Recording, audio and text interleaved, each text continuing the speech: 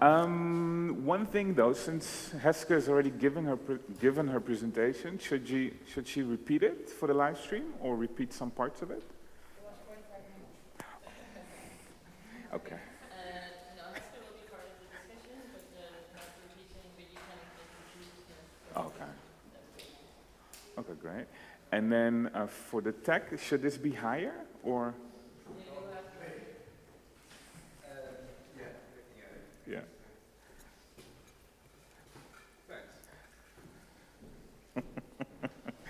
It's always good to ask tech.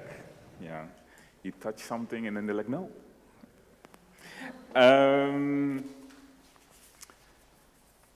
Yeah. Good morning. My name is Quincy Gario, and this is the second part of the second day of AltVisions Festival of Humans, Artworks and Ideas. We're in Stroom at The Hague, in The Hague, I should say. And we've got a wonderful panel with artists, with directors, with historians, with academics, activists, and people who are actually all combined. Right? We've just had a tour of the new exhibition at Nest. Heske ten Kate, the artistic director of Nest, who used to be the editor-in-chief of Mr. Motley, taught at Artis in Arnhem, and worked as a freelance curator and programmer, has already given a presentation, but maybe she can give us a couple of highlights so that the ones who weren't on the live stream, who weren't there, can still get a bit of an idea of the new exhibition that opened today. Yes. Half of it, 50% opened yesterday. So this is also a bit of the introduction, but it opened yesterday at CBK Zuidoost in Amsterdam and Belmar Parktheater with also a beautiful panel discussion and Diaspora podcast. And half of it, 50%, is opening tonight or today, because there's no opening, but there is, so we are open and you can come. And it's called A Fair Share of Utopia, based on an essay article written by a civil rights lawyer, Michelle Alexander, in the New York Times in October 2018. And basically she conducts a thought experiment with the people the readers of the New York Times, that she poses a question that if we would die today and we would come back one generation later, and you don't know who, so basically you're put into this tombola, but we follow the odds and the research that we know now about our own future. So the chances of you coming back as a woman of color, living off $2.50 a day, born in an area that has a lot of climate challenges, hurricanes, floods, poverty, food distribution problems, what would you change about this world today before you die and come back? And this is a very plain, simple question that basically everybody can and should maybe ask themselves and answer. But we asked 9 artists from all over the world to work on this question for over a year. And we asked 9 writers, scientists, artists, poets, smart people basically, to also answer this question. And it is a diptych exhibition, so two parts, or 9 solo exhibitions, you could also look at it like that, and a book called Wat niet is, maar kan zijn, which means what not is, but could be. And if we sell enough books, we're gonna translate the book in English. So please buy a book if you're Dutch. Please buy a book. Can they order it online as well? Okay, perfect. So for those of you who are watching us, you can buy it online. Are there any questions about the exhibition initially before we go on to the next speaker? No? Okay, awesome. Thank you. So the next speaker is Cathy Wilcock. Cathy is a musician of the duo Gymnast with Chris Lyon. She is a researcher at the Institute of Social Sciences, Social Studies at The Hague, and her background is in critical development studies. In her role at the ISS, she is continuing her work on political belonging in the context of forced migration. She's interested in what forms of political belonging emerge when migrants engage in claim-making in both their home and host states. Kathy collaborates with migrant musicians in the Netherlands and the UK, and in making music together, they push the epistemological boundaries of what scientific knowledge is. Kathy, take it away. Well, thank you very much for the introduction. My pitch, I suppose, the thing I want to share with you today is a song.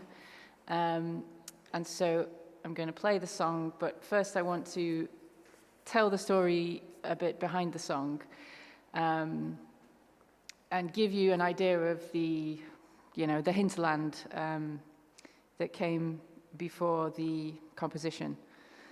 And it's a story that combines my two passions, which is research into political belonging, especially in the context of international migration, themes of insiders and outsiders, and also making music. So the story starts on a remote Scottish island. I was attending a residency on Eileen Shona, and I was there to host a storytelling workshop about security, so asking what makes you feel secure, what are the different types of security, can seeking one kind of security make you unsafe in other ways? And my contribution featured the stories of people I've been privileged to know through my research, many of whom seek asylum, and often they tell me they ran away from one kind of danger only to find themselves embroiled in the hostile web of European asylum systems. And Shona itself is a mystical island. It's an eerie Neverland. In fact, it's the place where J.M. Barrie, the author of Peter Pan, sat down to write this story. So, the place itself kind of conjures these magical sort of journeys in your mind. And after I'd done my workshop on Shona, one of the other artists who was on the residency invited me to contribute to a project she was working on, and her theme was guests and hosts. And because I'd been so inspired on Shona, I decided to connect the two projects.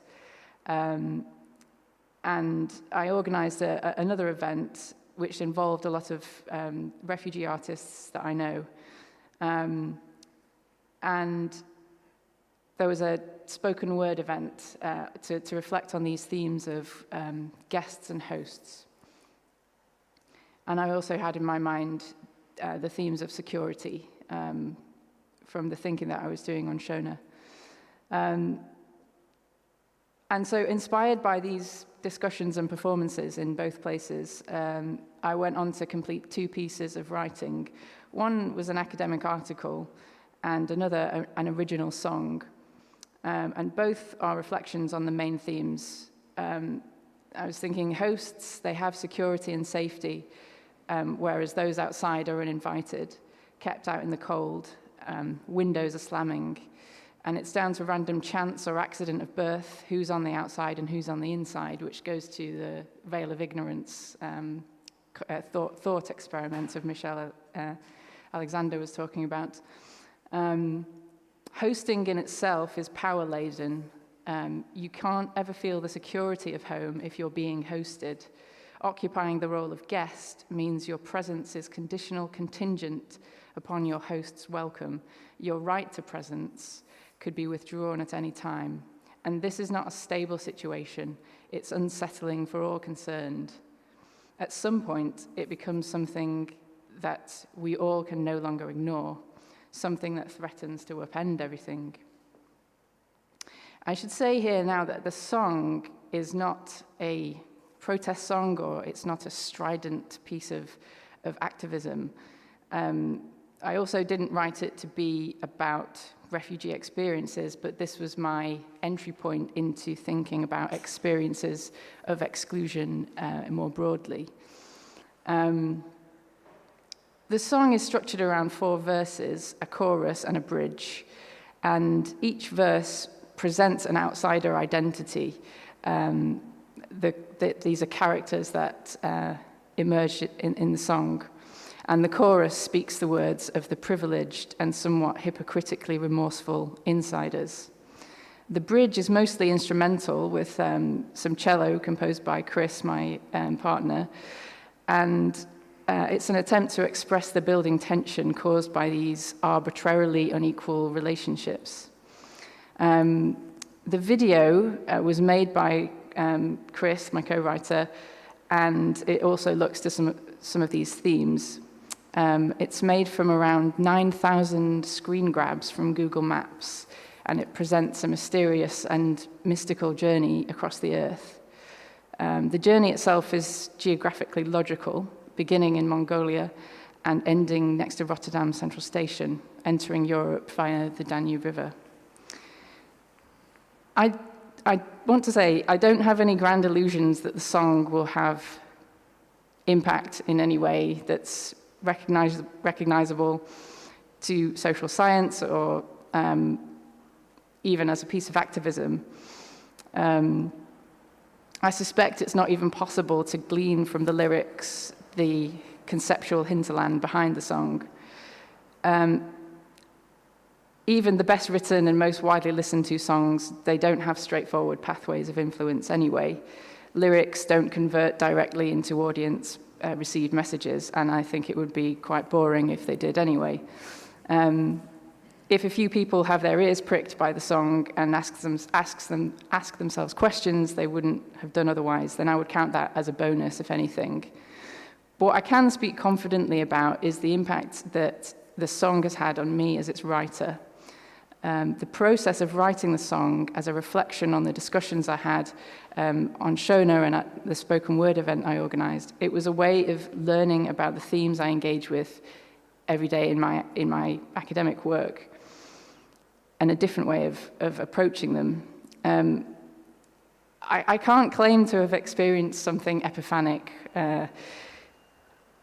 It would be really satisfying to say to you now that songwriting on these themes brought me to an empathetic realization of the outsider experience, or that it helped me to achieve a previously unexplored level of engagement. Perhaps the process of writing melody and lyrics together unbolted an emotive as opposed to reasonable corridor in my mind. Would be really satisfying for me to say this to you now, but I've got to be honest, I can't, that would be too literal, an explanation of what I mean. What I can say is something more mundane. Writing on these themes creatively instead of academically initiated a process of opening up in me. I understand more about the power relations between guests and hosts because I was free to experiment when writing the song. I had license to play. And this has a lot to do with the songwriting method. It involves trying, failing again, finally failing better, and it's gloriously shameless. And that's something that I find you're almost not allowed to do in academic research. The form of the song is especially open to dealing with ambivalence and nuance, whereas we're trained to make conclusions in our academic work.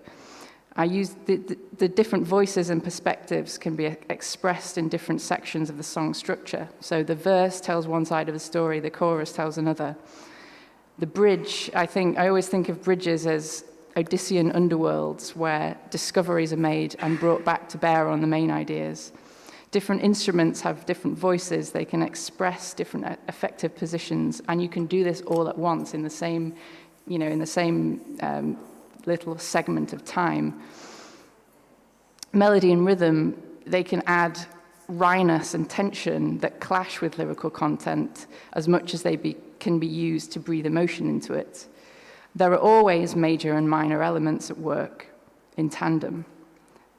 It's here that doubt, ambivalence, equivocation, and multiple voices can be celebrated. It's a willful abandonment of the science of conclusion making, and in my opinion, it's all the more honest and human for it. So, if we've got time to play the song.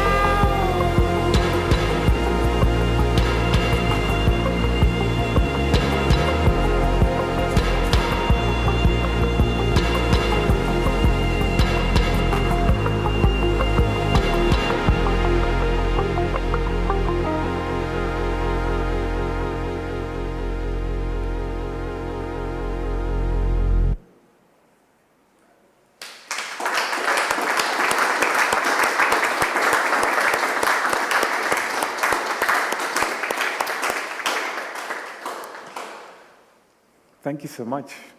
Are there any immediate questions from the audience? There is one. It's not too technical, it's more about concept. Is there any specific concept on small fives or the threes in the verses, or it's just for the use of the verses? I'm more, sorry. Could, Because we were talking about the whole concept of the position and stuff. The fact that during the verses there were these fives or the threes or those polyrhythms, is there any conceptual kind of meaning to that, or is it just for music? so there's a question from the audience for those on the live stream who don't hear you. There's a question about the structure of the song and if that's conceptual or not, or what the concept behind it is. Specifically about the use of certain polyrhythms in the verses. So specifically about the use of certain polyrhythms. There's some cross rhythm going on with a piece in 5 and a piece in 3.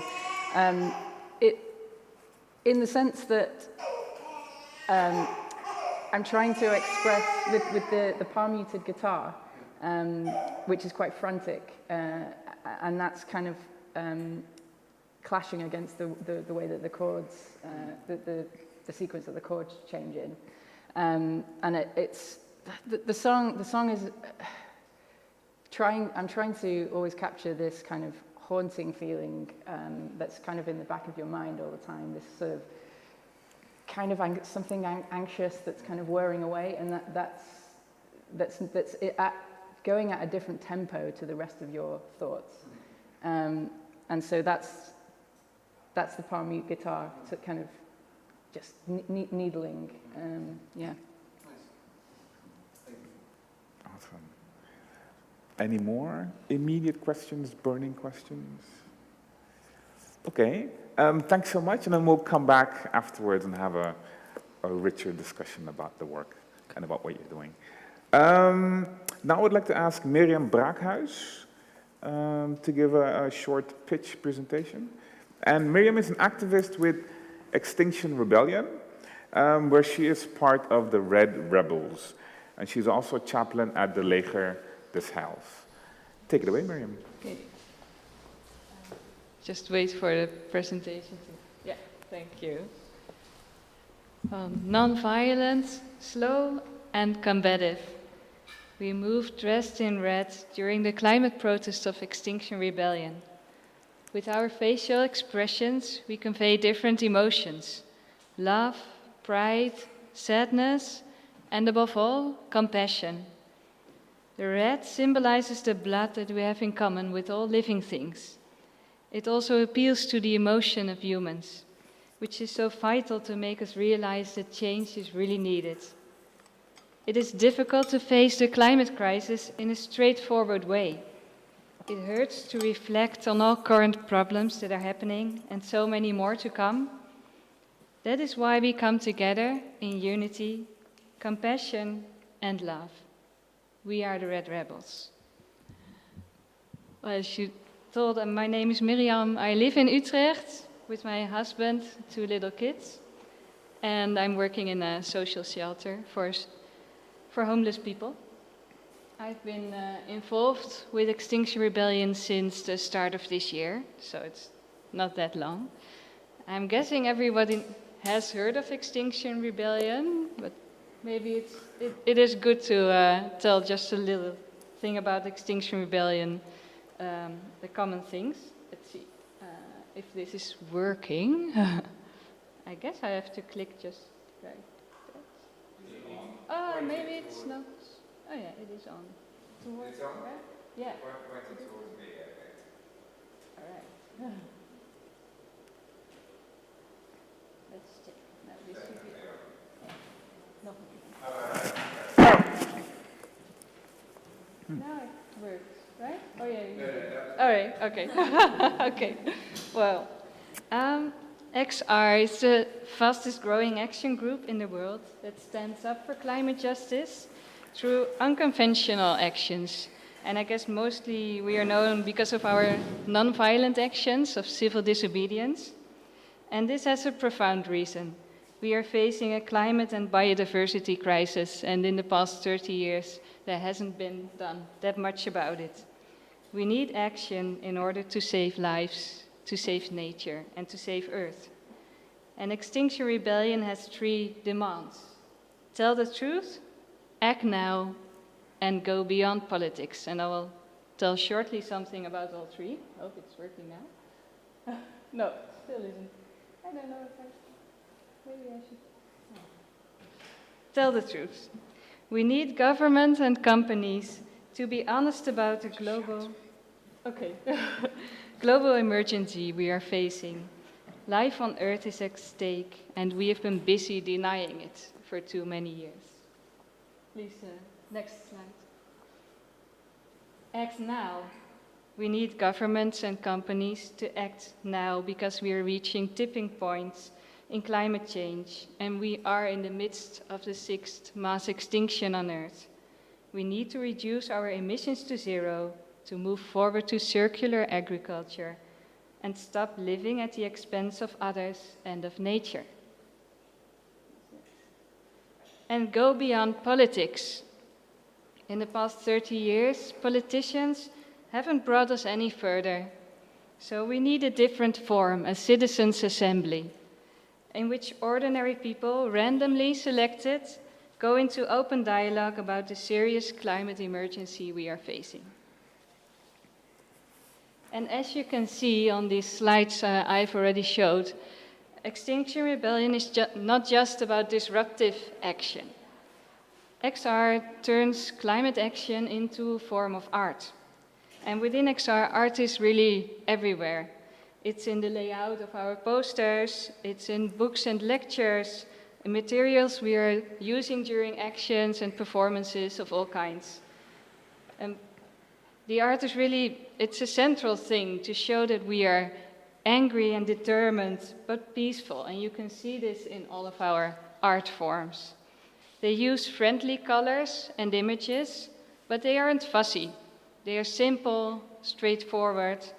And by using art and creative processes in several ways, we make clear that we are a movement of people who are upset about the climate and ecological crisis out of love for this beautiful planet and everything that lives on it. We want to make a change in a powerful and loving way, and all our forms of art support and demonstrate this. And the Red Rebels, they are just one of the many forms of art XR is creating, and it's a beautiful and remarkable performance which hopes to touch people in their hearts. And in this talk I will focus on the Red Rebels. The Dutch Red Rebels were founded last October, and we are a self-organizing amateur performance group. And we appear in the open to reflect creatively on the climate and ecological crisis. And we are not the first group of Red Rebels, and certainly not the only one. So it's why I'd like to go back to the beginning, and that's been about 1.5 years ago. To the next, yeah. The Red Rebels were created in England by Doug Francisco. Oh, thank you. Okay, now it's working. By Doug Francisco. He's a professional performance artist, and building on his experiences with performances in public space, he saw the theatrical concept that could support the protests around climate justice. He gathered a group of artists and amateurs, and he came up with a simple but impactful idea. And during the great big roadblocks in London in April last year, he first appeared with his Red Rebel Brigade, and an all clothed in red, slow-moving and quiet procession, making its way through the streets towards the protesting crowds. And there they made a few tableaus and then disappeared like a ghost in the night. And these Red Rebels were a true eye-catcher for press photographers, and they provided tremendous support for the protesters. And a moment of stillness in the vehemence of the protest, full of arrests and screams. Wow. The Red Rebels, they are inspired by the old concept of mime. It's also called the art of silence. It's a visual theater in which movement and gesture and facial expression portray emotions and experiences. And through creating a strong image without using any words, this visual theater grasps people's attention and touches their emotion. And traditionally, mime players have the painted faces because it is to strengthen the facial expressions. Well, about a year ago, a few friends, and they were already involved in XR in Amsterdam, they said to each other, let's start a Red Rebel Brigade.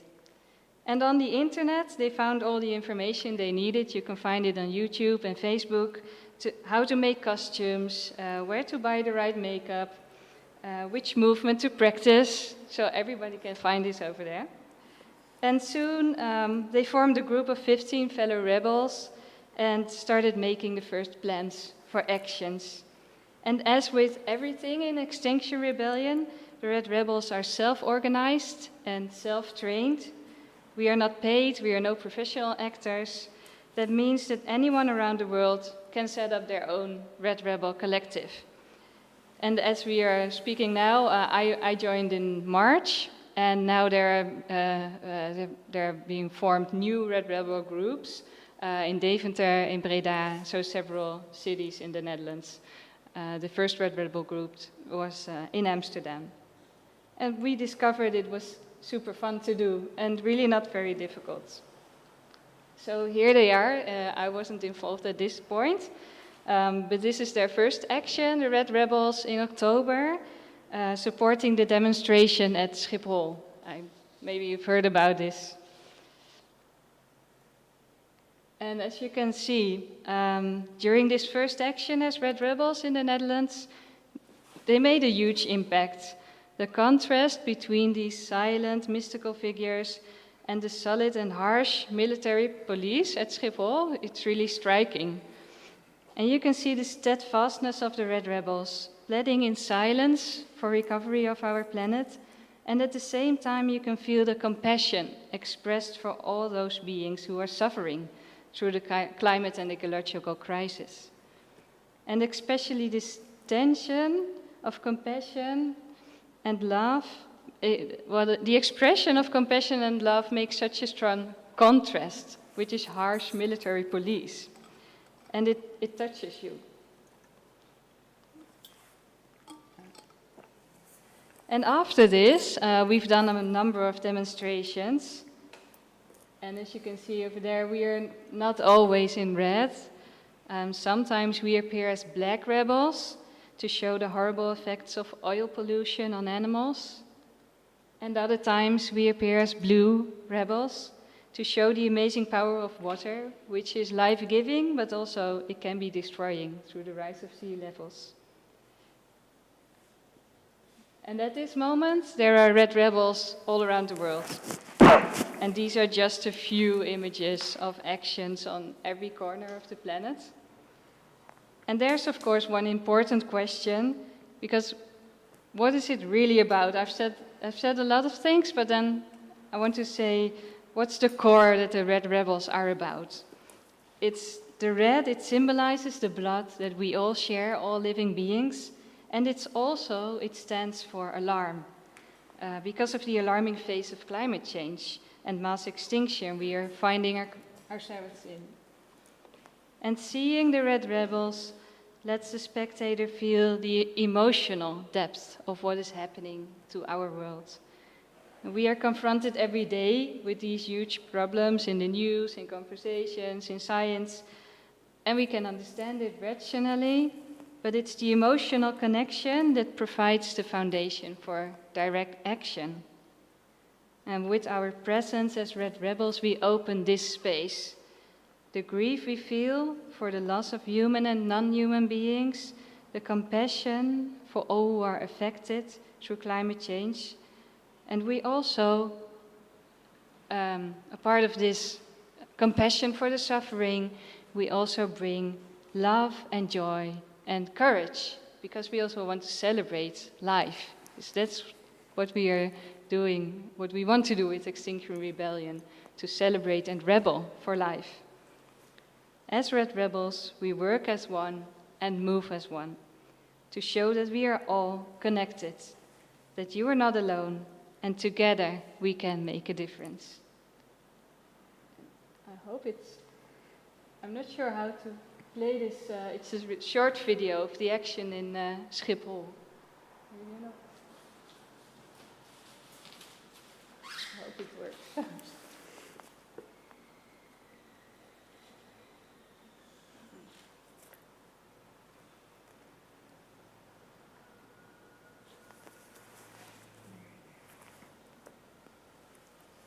We just have to wait a short moment.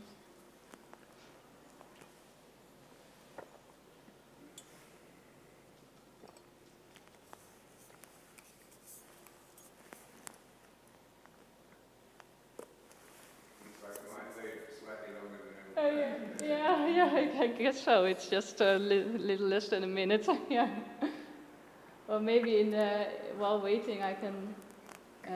This is the end of my talk. I was just going to say that, we have a big rebellion coming, the September rebellion. It's going to start at September 15th with a traanrede, which is sort of the opposite of the troonrede.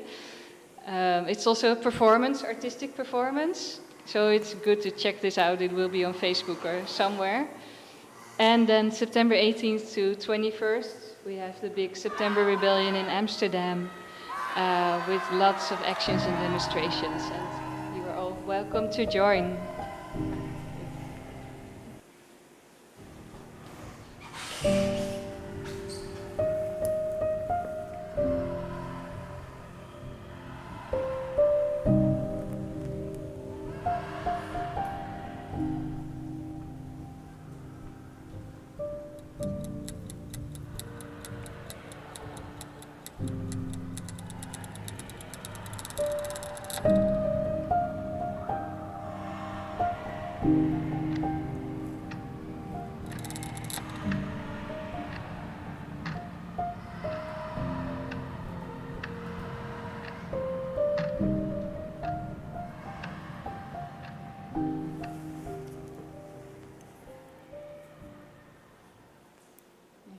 Thank you.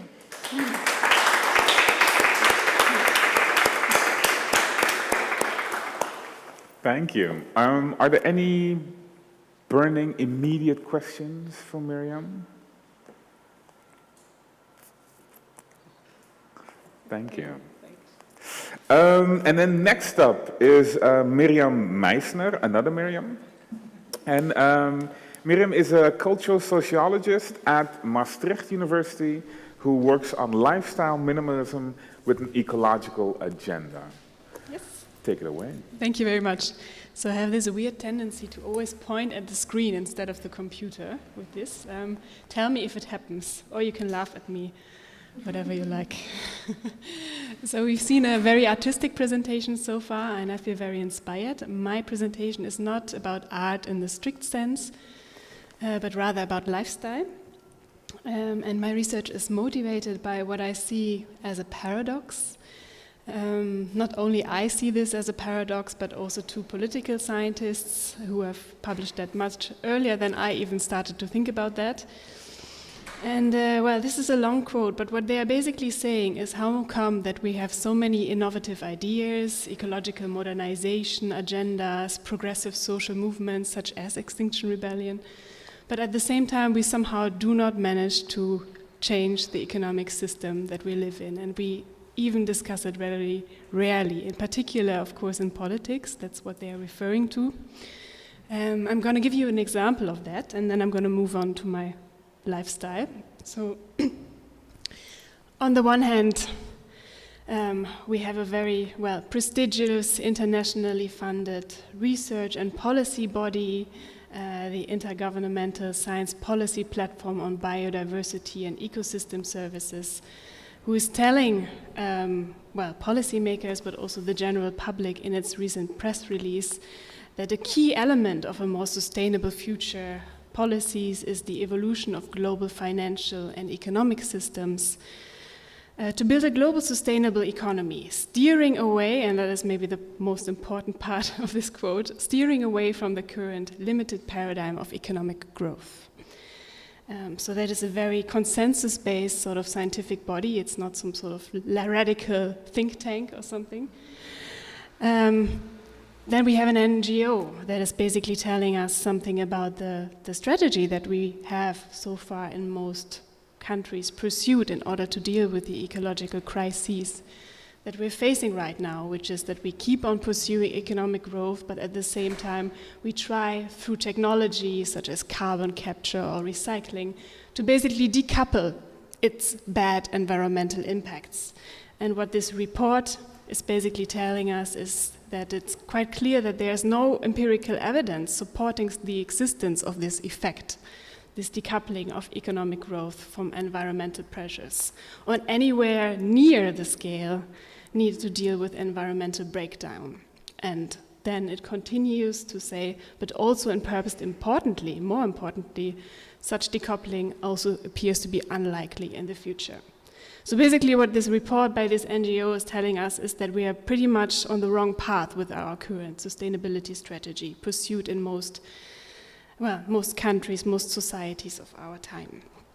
So this is an independent NGO, but there's also, and that I find really quite interesting, the European Environmental Agency, which is funded by the European Union in order to give them independent scientific advice. So it's really something that we as Europeans pay for in order to get reliable advice. And they also say in their recent report, to be clear, Europe will not achieve its sustainability vision for living well within the limits of our planet simply by promoting economic growth and seeking to manage harmful side effects with environmental and social policy tools. So those are quite strong words for a range of institutions that are really not that radical. Maybe the one that I mentioned second is perhaps the most radical of all the three. So we have that on the one hand, so a lot of basically scientific reports that are telling us we need to somehow do something with our fixation on economic growth. We sort of need to change our economic system in a make it different. And then on the other hand, we have the recent European Green Deal that is saying, okay, we have a new Green Deal and that's Europe's new growth strategy. So very much based on this idea that we can keep on pursuing this pathway of decoupling. So within the website of the European Commission, it says it will transform the European Union, into a modern, resource-efficient and competitive economy where economic growth is decoupled from resource use. So that is in a way a paradox. On the one hand, we have these bodies funded by the European Union that are telling us it's probably not going to work, and on the other hand, we have this sort of praising of we're going to do this. So this is environmental politics, which is actually not really my field.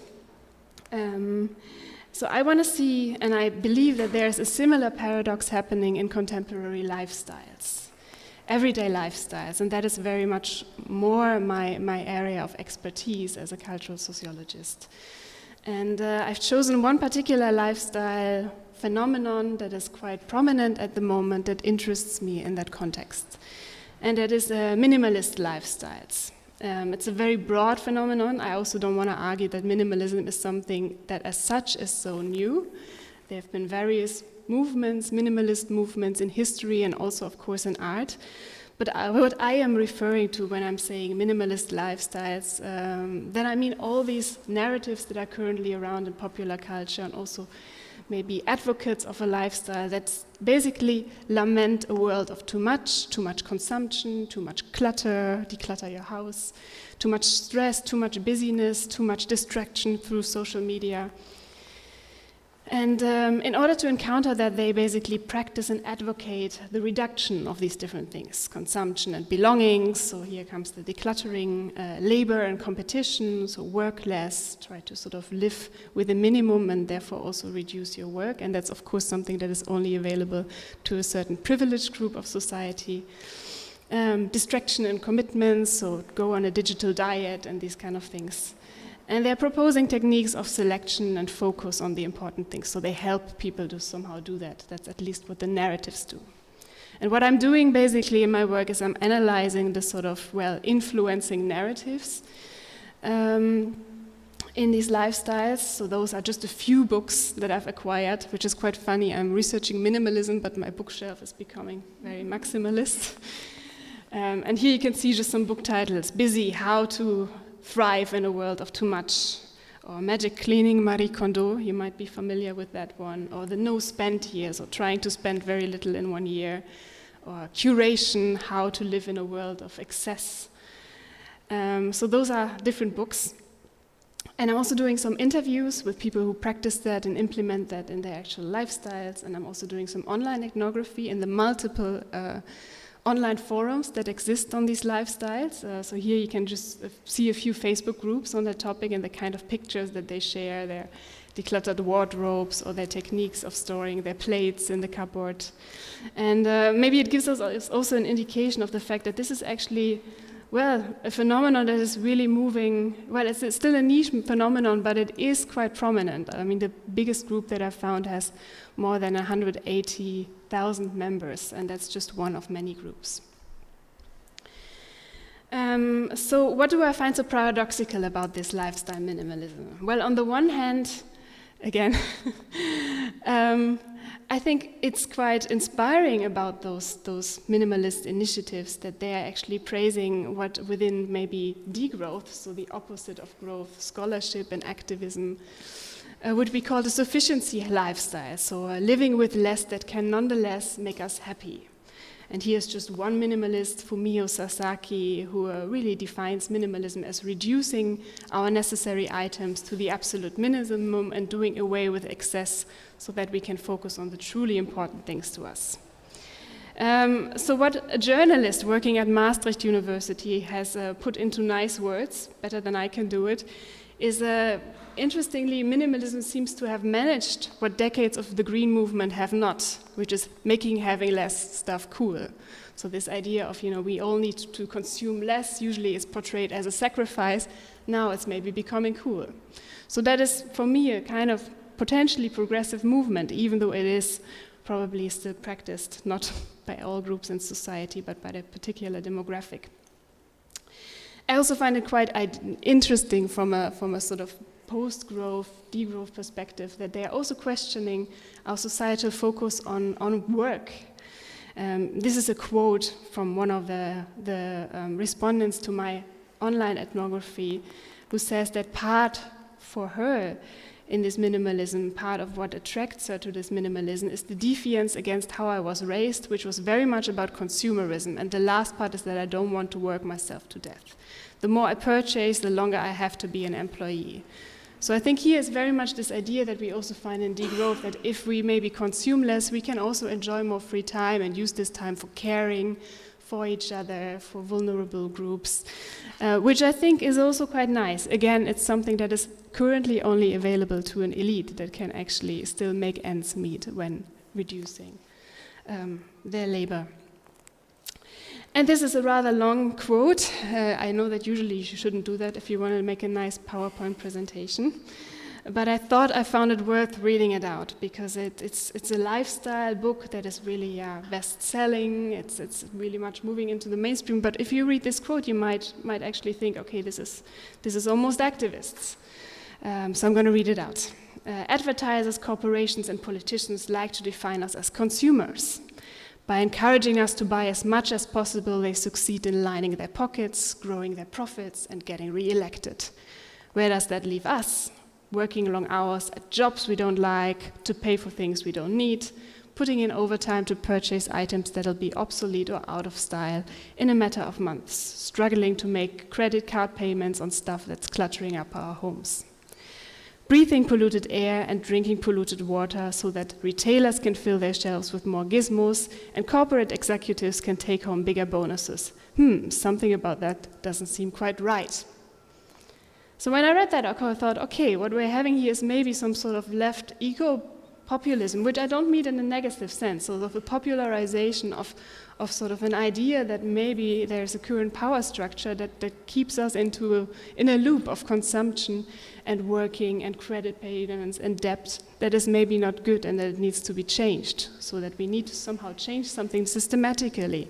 That's what I would read into that quote.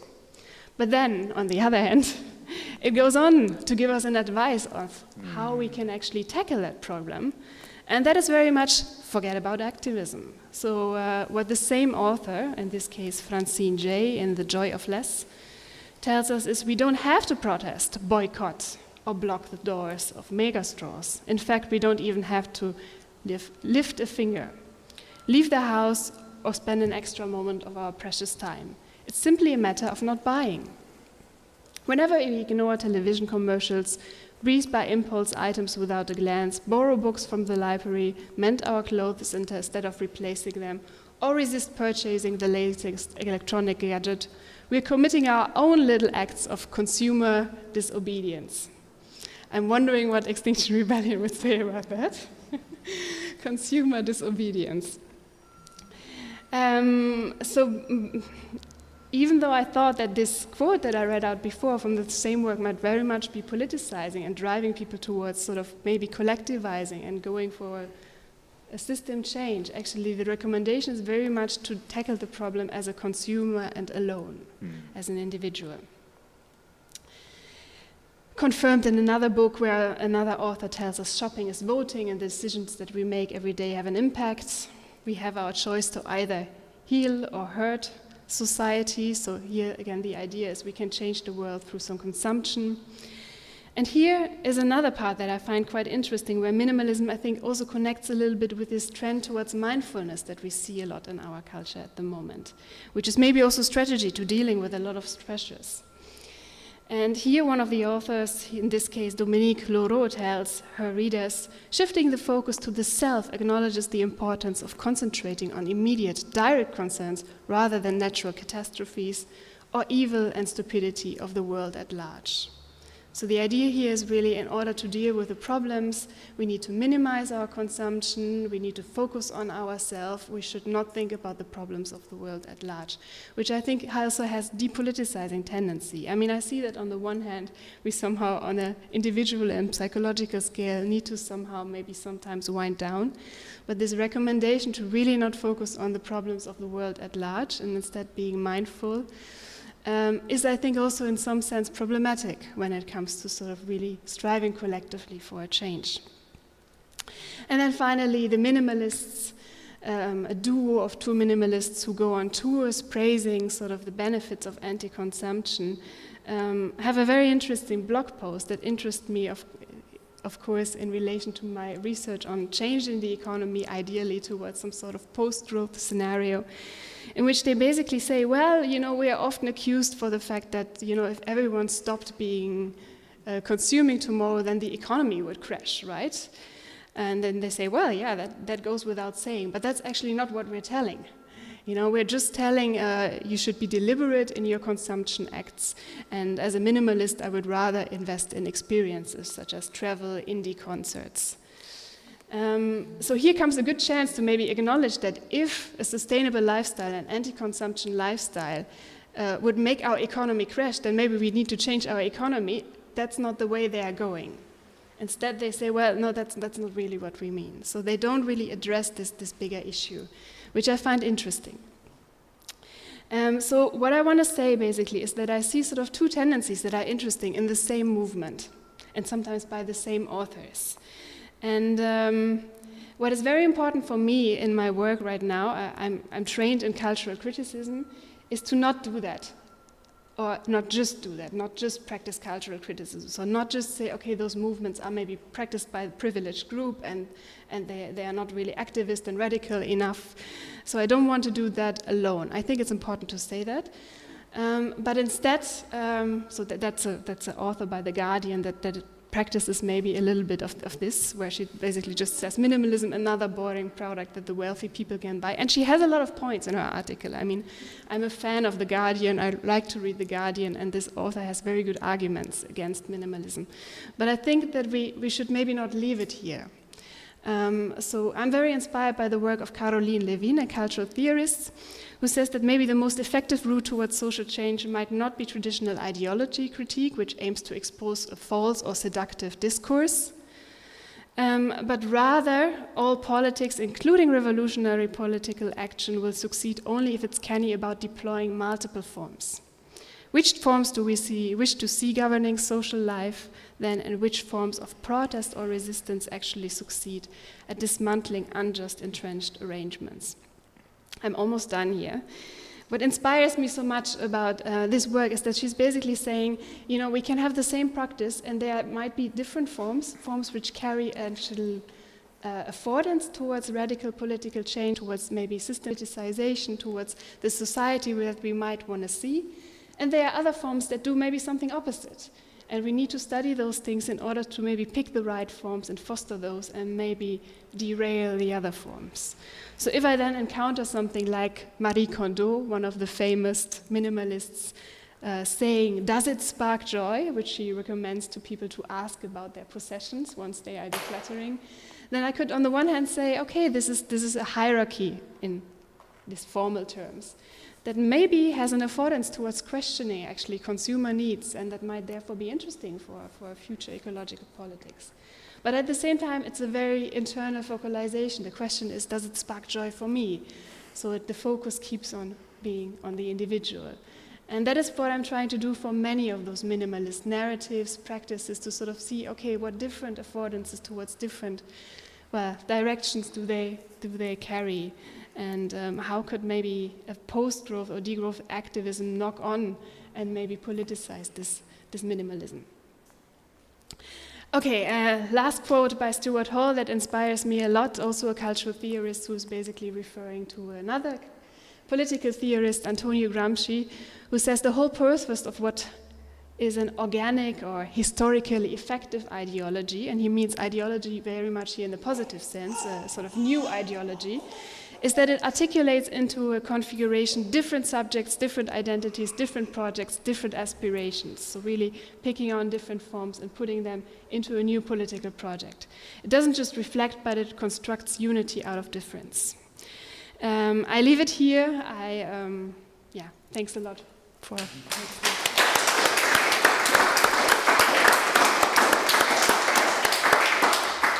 And I think it's important as well to say that this is a Veni-funded research that you're doing. So I think that's really important to know in the sense of the support, institutional support you have to dismantle this system in a certain sense. It's amazing. There's a question. Really cool. I think that I very much agree with this. The shift in the economic environment would be towards less consumerism, more service-based industries and stuff like that. Do you think people's, like one thing that I see the problem is that people do like the quality of life that they have, and with the new economy, with the new world, force a lot of people to reduce their quality of life, and how would they deal with that? Would that even be possible? So the question from the audience is, a lot of people like their quality of life at the moment, and he's wondering if maybe the struggle against this change is because it might reduce people's quality of life. Some people might not want to. Yes, thank you for that question. I think that goes to the heart of what maybe also degrowth is trying to figure out at the moment, or at least some of the degrowth scholarship in particular, which is focused on society and culture.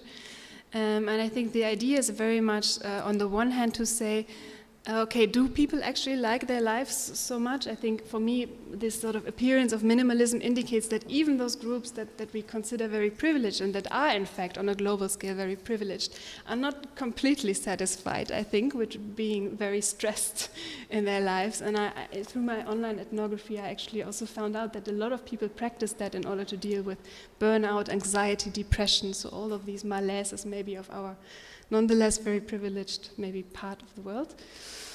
And the other part is to say, okay, I think we need nonetheless to offer some form of well-being also in this post-growth scholarship, but it needs to be different somehow. So right now I think a lot of the well-being standards are sort of based on the idea that it's about having something material, which might then also maybe cover you up for the future, give you some security. And I think the idea there would be to sort of look for new forms of well-being, which might have to do with the fact that maybe it also could afford having to work less and having to care for each other, childcare, for their parents, political engagement, so sort of figure out these new forms of well-being that are not consumption-based. And what I'm trying to figure out right now also with the minimalism is maybe how those lifestyles could give us a few blueprints, also aesthetically, for instance. And so I'm very much interested also in this sort of everyday practices, but I'm also right in the middle of this research, sort of trying to conceptualize that, trying to figure that out. Yeah. Thank you. Thank you for the question. We'll be coming back after the next presentation to this conversation, the questions that are bubbling up by everyone at this point, I think, having seen the different presentations. And so the last but not the least presentation is actually a dual presentation, if I can say it that way. It's by Rosa Marie Mulder, who's an art historian who works for the UNDA Foundation, which manages the conceptual artwork Flag of Compassion. And I think we can see it in the room here. And those who are watching us online can also see it maybe now. I'm looking at the tech. Maybe now, maybe, yeah. Furthermore, Rosemarie works as an editor and sparring partner with artist Rini Hertmans, whilst she is finishing her research master contemporary art in a global perspective at Leiden University. Her current research interests extended to issues of agroecology, food systems, and art by delving into the work of activist and scholar Vandana Shiva on seed and monocultures of the mind. Take it away, Rosemarie. Yes, thank you so much. Thank you, first of all, for the invitation. I'm very happy that I can introduce to you the conceptual artwork Flag of Compassion, and I definitely think it will resonate with some of the presentations. You already used the word compassion a couple of times, for example, to refer to the ecological crisis or compassion with biodiversity. And I will tell you a bit about the Flag of Compassion because it investigates, but it's also an example of how an artwork tries to engage with the audience and tries to activate ethical questions in society. And therefore, I would like to tell a bit, which I think is also the question of today's panel, how can we activate audience and how can we stir them? And so Flag of Compassion really tries to aim to initiate a dialogue about how we want to shape this world, and therefore I think that is also why it is which is already political.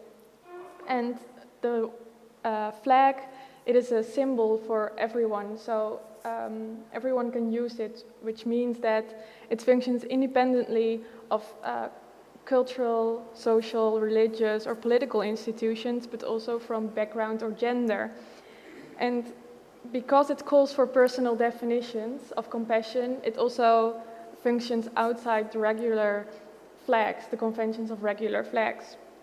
And here I shortly want to start at the beginning. It was initiated in 2002 by artist Rini Hertmans, and she did a tryout in 2003.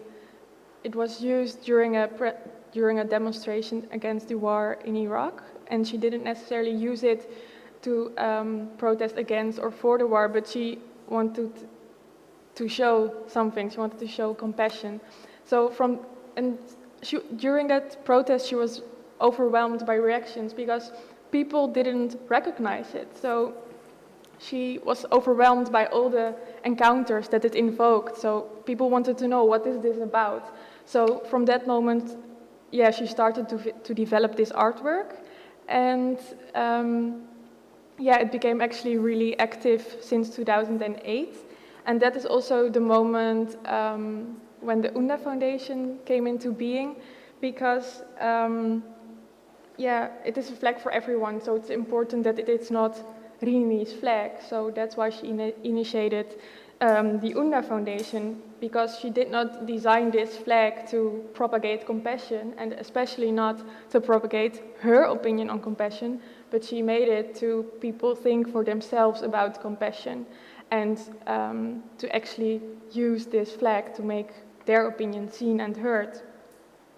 But to remain, to keep this flag or symbol as open as possible so that everybody could relate to it or identify with it, she needed to fade into the background. And that's why she also initiated the foundation.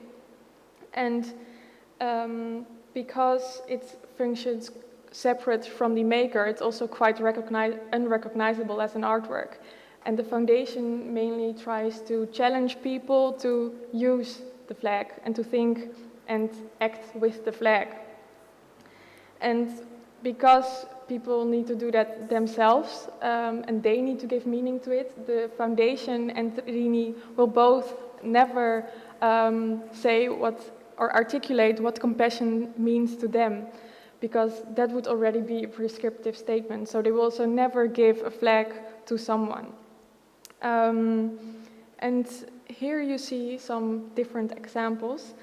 And because I want to say that in the beginning, it was important that the flag was not pushed into the world, because what you see, for example, with the rainbow flag is that it was designed as a peace flag, but now it's mainly used by one group, which is, however, growing and extending.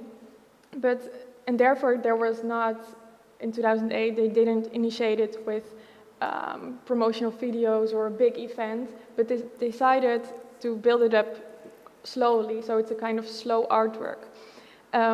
Every time someone uses the flag, it kind of grows in meaning. And so that's a kind of example to show that. The other example is Ai Weiwei with his flag for human rights. He designed that one for the 70th anniversary, and to make people aware of that human rights are for everyone. But yeah, also with this picture, I think, or for me, it already shows that it's rather Weiwei's flag and not necessarily, making people think, or like they think like, oh yeah, human rights are for everyone. But I think he rather carries the project with his name and even more with his personal story. And that's why, the UNA Foundation wanted to make it function as autonomous as possible, and not necessarily connected to the artist who initiated it. And this flag by Weiwei was made to raise awareness, but today I want to question, how can we activate the audience, and how can we address people to actually come into action themselves? And here you see some more examples of the ways in which the flag was used. It's really in all kind of different ways. People can give it to someone who think they deserve it, or are compassionate in some way. Others use it during their wedding, or it was also handed over to the Dalai Lama or to the president of the criminal court, or also during art projects with students. And just to give you an example of the range. The artwork consists of several elements. I already told you about the UNDA Foundation. And of course, it has also a website which offers information, but it is also a kind of archive that gathers all the ways in which the flag was used. So it gathers text and photos from the people who use the flag. But the most important things are the word compassion, and that it is an instrument, the flag itself, and these two things is what I think that people are activated with, because the word compassion is already controversial in itself. People have all kind of different associations with it. If you ask to a Buddhist or a Christian or communist or whoever, everyone will have a different opinion about it. Some people even think about it very negatively. But it always comes down to a relationship with others, but everyone interprets that in a different way. And then you have the tool, the flag, and that is usually used actually to distinguish yourself from others. When you use a flag, you say like, okay, I belong to this group. It creates a kind of safe feeling, but you also exclude other people. And this tension between the words and the instrument creates a paradox. of reaching out to others and setting yourself apart from others. And this tension is, yeah, what confronts people and usually invokes a dialogue and, yeah, make people angry even, for example, and make them use the flag or not. And that is how it works mainly. Here you have two other examples. The one when the flag was used by a group of people during the referendum on the Ukraine-European Union agreement, and they wanted to offer people the option to not either vote yes or no, but also the option to vote for compassion. That's one example. The other case, the flag was raised by the steward of a resort in the United States, who raised the flag to remember people of compassion and to provoke a dialogue after the many mass shootings that have taken place in 2018. And this is actually also what the flag aims to do. It tries to create space for encounters. And in that sense, I think it can also be related to Chantal Mouffe, because she, I think it relates to her idea of agonistic public spaces. And she also sees a role for art in there, because art can question the dominant hegemony. And yeah, we need to be aware that we live in a plural society. So how do you say that? A universal consensus will be no option. So therefore, we need to create spaces that offer the possibilities for antagonism. And the flag does not really aim to create a kind of feeling of tolerance or the idea of passively respecting each other, but really tries to engage people in this dialogue.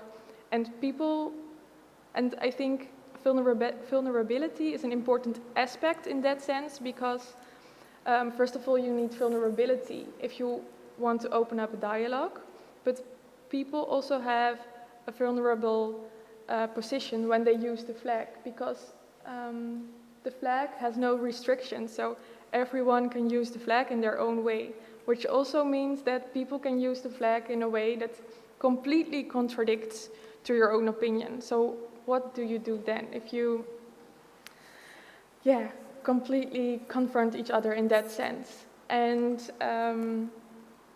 that is mainly how it works.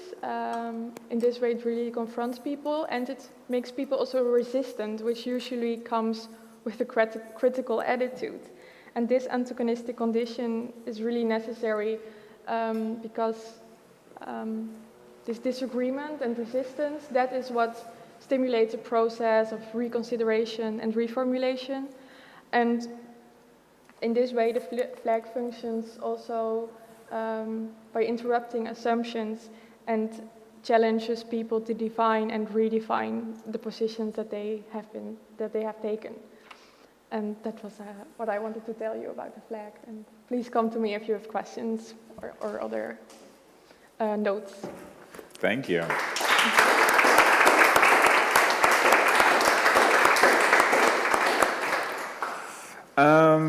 Are there any direct questions for Rosemarie?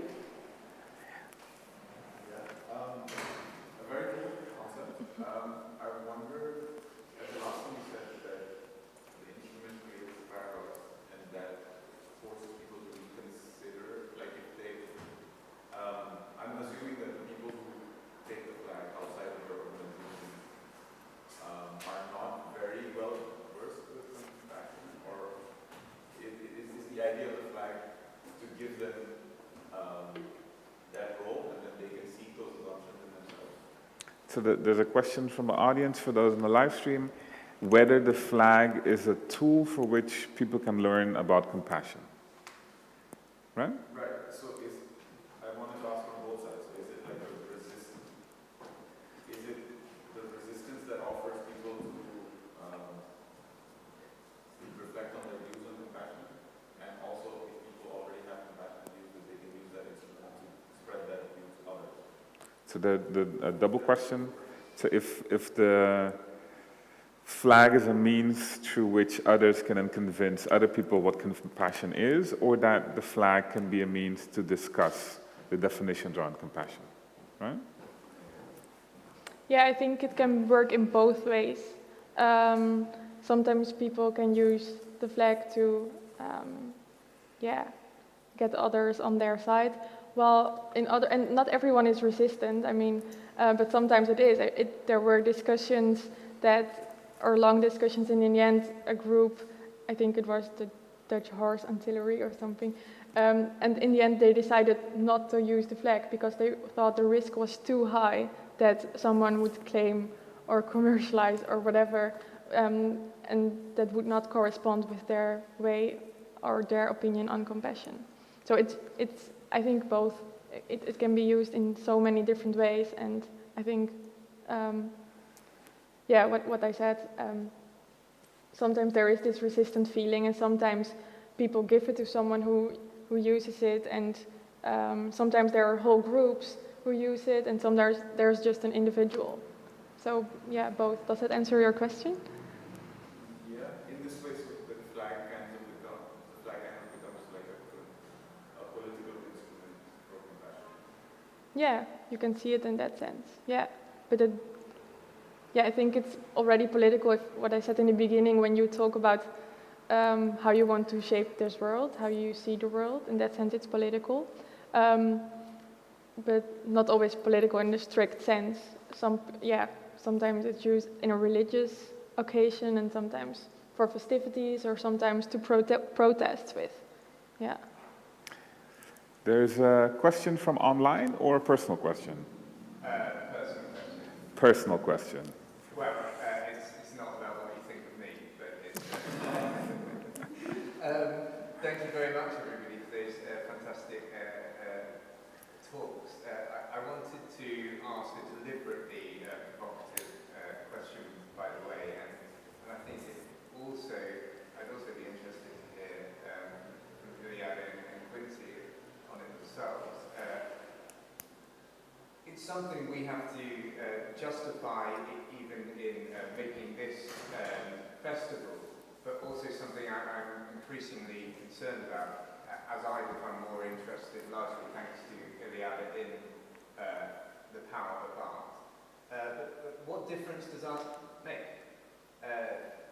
Does it make any difference? Why should we tell activists to spend their time making artworks rather than lying down on the street? How can we tell policymakers that art genuinely creates a real transformation in people in a way that words alone can't? And you've all, I think, touched on that. I'm wondering if you could maybe sum up your thoughts. So the question for those online is, what difference does art make? And can art actually lead to transformative behaviors in a certain sense? I think I'll give that question to Miriam in terms of thinking about everyday practices and everyday life. So how do we change behaviors through everyday practices? Okay, I think I might have a twofold idea in my mind right now. So on the one hand, relating to lifestyles, I think the lifestyles alone, it will probably take quite a while for them to sort of come around to the idea, okay, let's question the system. So I do think that maybe those people who are already activists can maybe knock on and say, listen, we have something in common. We both think, consumption is bad. No, not that's extreme, but like there's something wrong. And we need to maybe live with less. And maybe it's not just about individual change, but maybe, because not everyone can afford to work less or something like that. Maybe you can make it something more collective. Could work together, could really go on the streets for it, could maybe join Extinction Rebellion with a sort of degrowthers for XR or something like that group. And I think that way, that's in relation to my research object, how I see it happen. But in relation to art, I think I was quite inspired. I think 2 or 3 years ago, John Jordan came to Amsterdam and presented on the initiative Liberate Tate. I don't know if you heard about it. They wanted to basically separate the Tate Modern in London from its fossil fuel funding. And they had designed a lot of actions where they basically combined the logic of activism with that of art. And sort of art tends to be very reflective and do its research well, pay a lot of attention to aesthetics, whereas activists often have this feeling of urgency and also really wanting to win, reach a goal. And they try to sort of make it together and use the art in a way in order to make the activism more effective, which put then the museum in a very weird dilemma because it was sort of disobedience, but it was also artistic. So they couldn't really just call the police and get it out.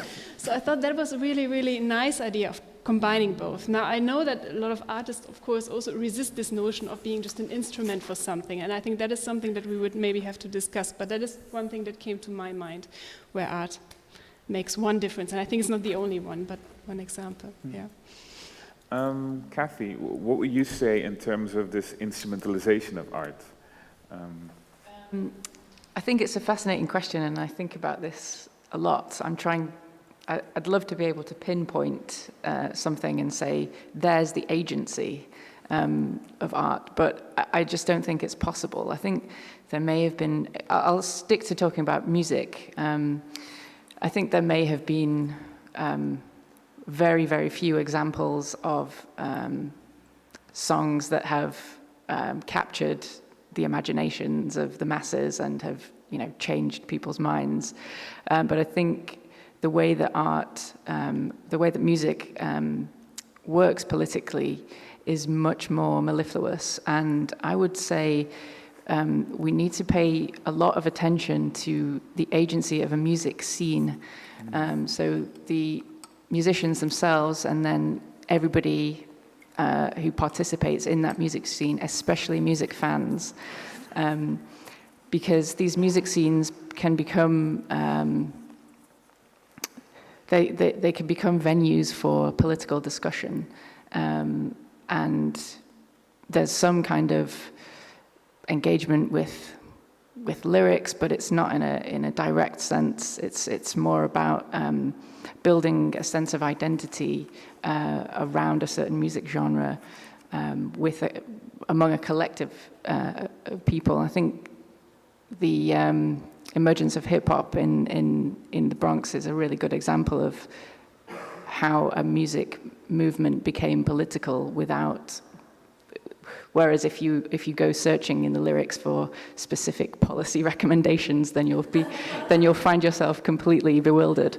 But nevertheless, this kind of movement has genuine political heft behind it. So I think we need to pay attention to music scenes when we're looking for the agency of art. I'll say that.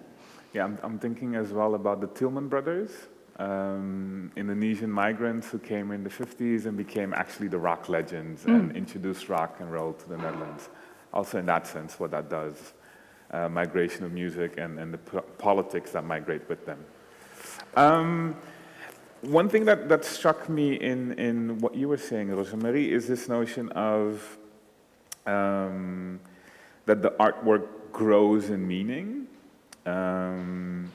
And I was wondering, Heske, if you could reflect on that in terms of the exhibition that's now at Nest. Will the exhibition grow in meaning of the term utopia? Do the artists present different ways of reflecting on what a utopian next generation could look like? Definitely, yeah, definitely. And also, I think if we talk about art, we should talk about literature as well, or storytelling in a way.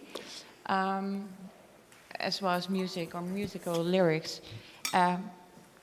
where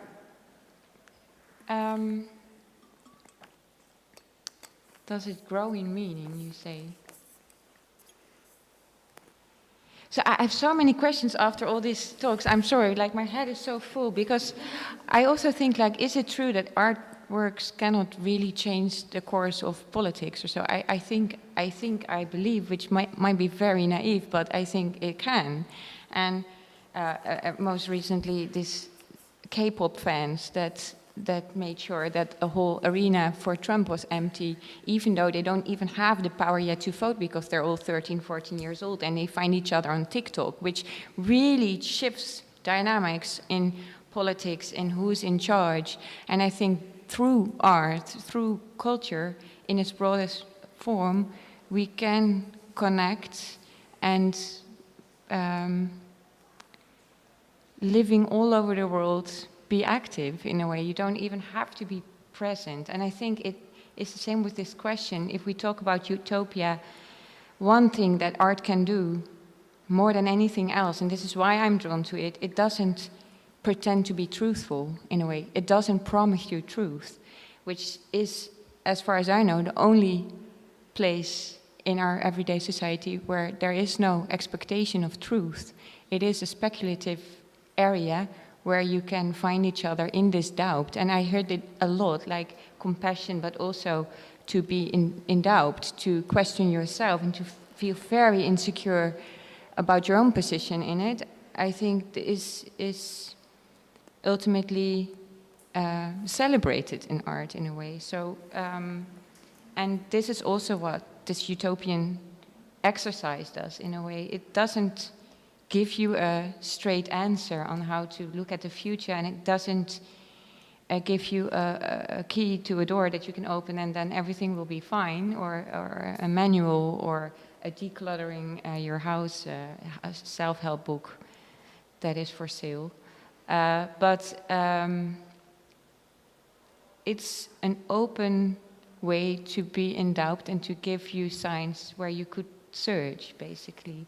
I like the term waarheidsvinding, which is also a scientific term where you look for the truth. And I think this is what art does more than anything else. And this is what we can do collectively. Is this a vague answer, a little bit? No, it's perfect. And I think it's interesting that you say this notion of not looking for truth, or looking for truth and not having a truth.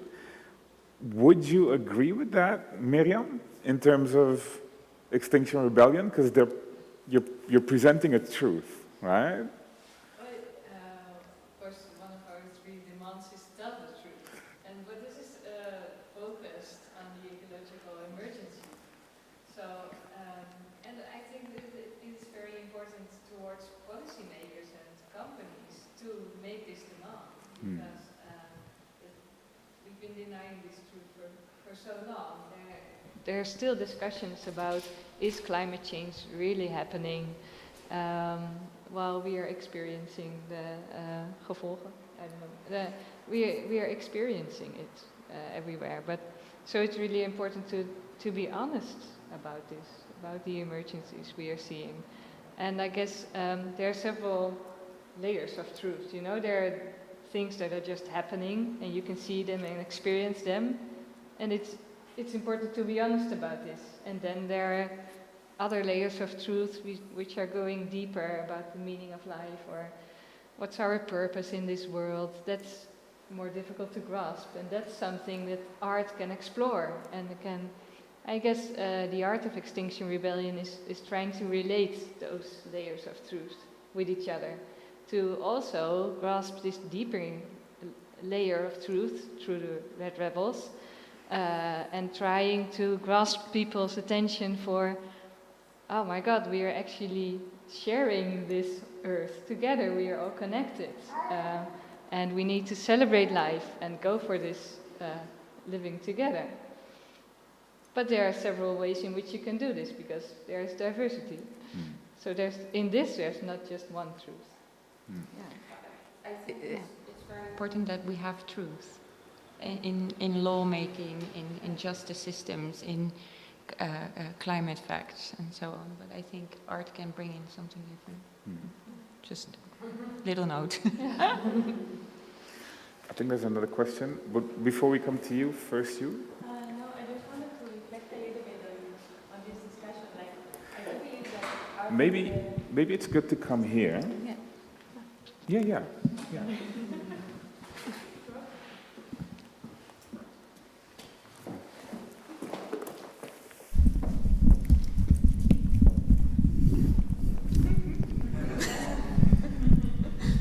Gonna be a small reflection, but now I feel the pressure to say something.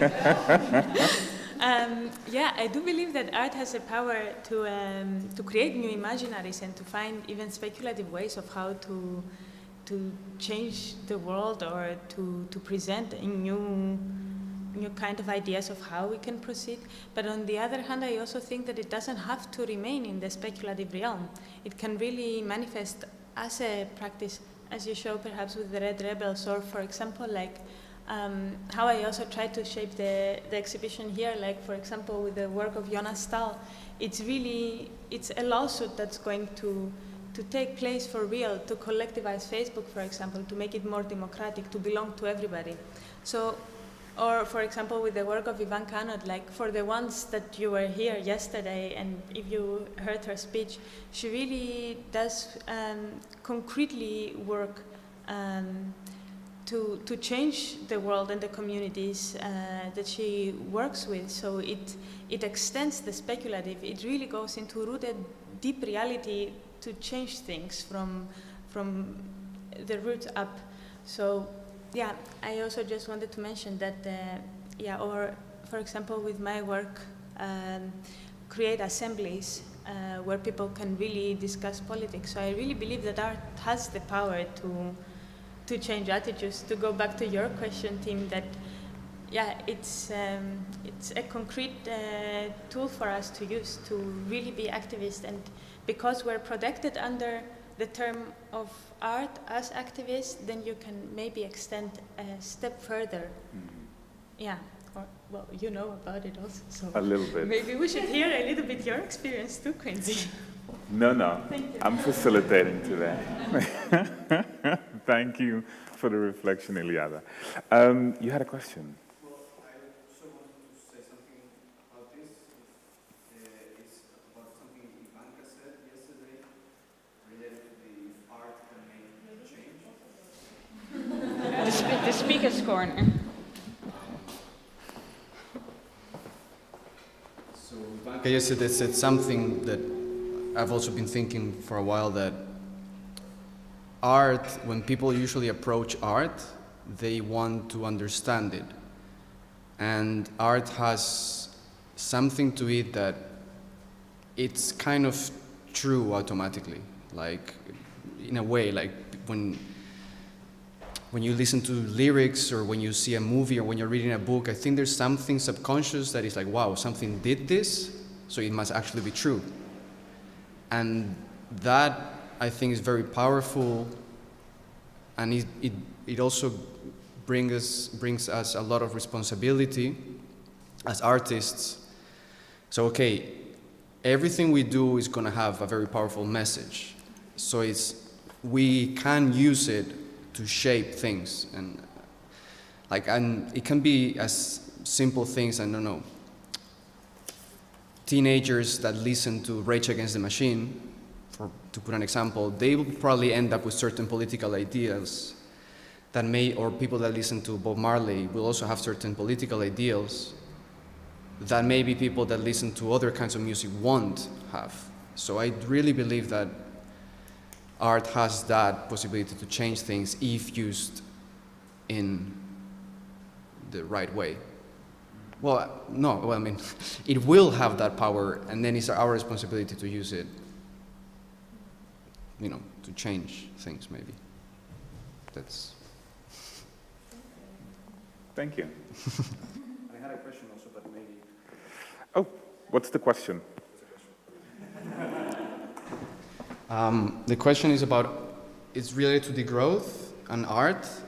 So I'm an artist, like a musician and a visual artist, and especially when it comes to solid works of art, or to when you're doing new media things that you need really the hardware. You need the latest computers, you need the speakers, you need the cameras, you need the sensors, you need all of this stuff, which if you're a bit into degrowth or just how the system works, that to gather any kind of stuff, you're probably, pardon my French, fucking up the other half of the world, because that's how our system works. So it's more an open question of how to combine this thing of, okay, I want to produce art that even if it's digital is relying on laptops, which has coltan and has all these fucked up materials. So how to combine this thing of, okay, I want to produce art which is gonna serve means to change the world. So it's, from an utilitarian point of view, it's actually good, but it's a fact that you're using things that maybe, you know, the means are maybe bad for the end. So I would like to maybe hear some. I think that's a huge question. Thank you for it. We only have 5 more minutes. So I think that's something that we can discuss during the lunch break in a couple of minutes. But thank you for it, though. You had a question?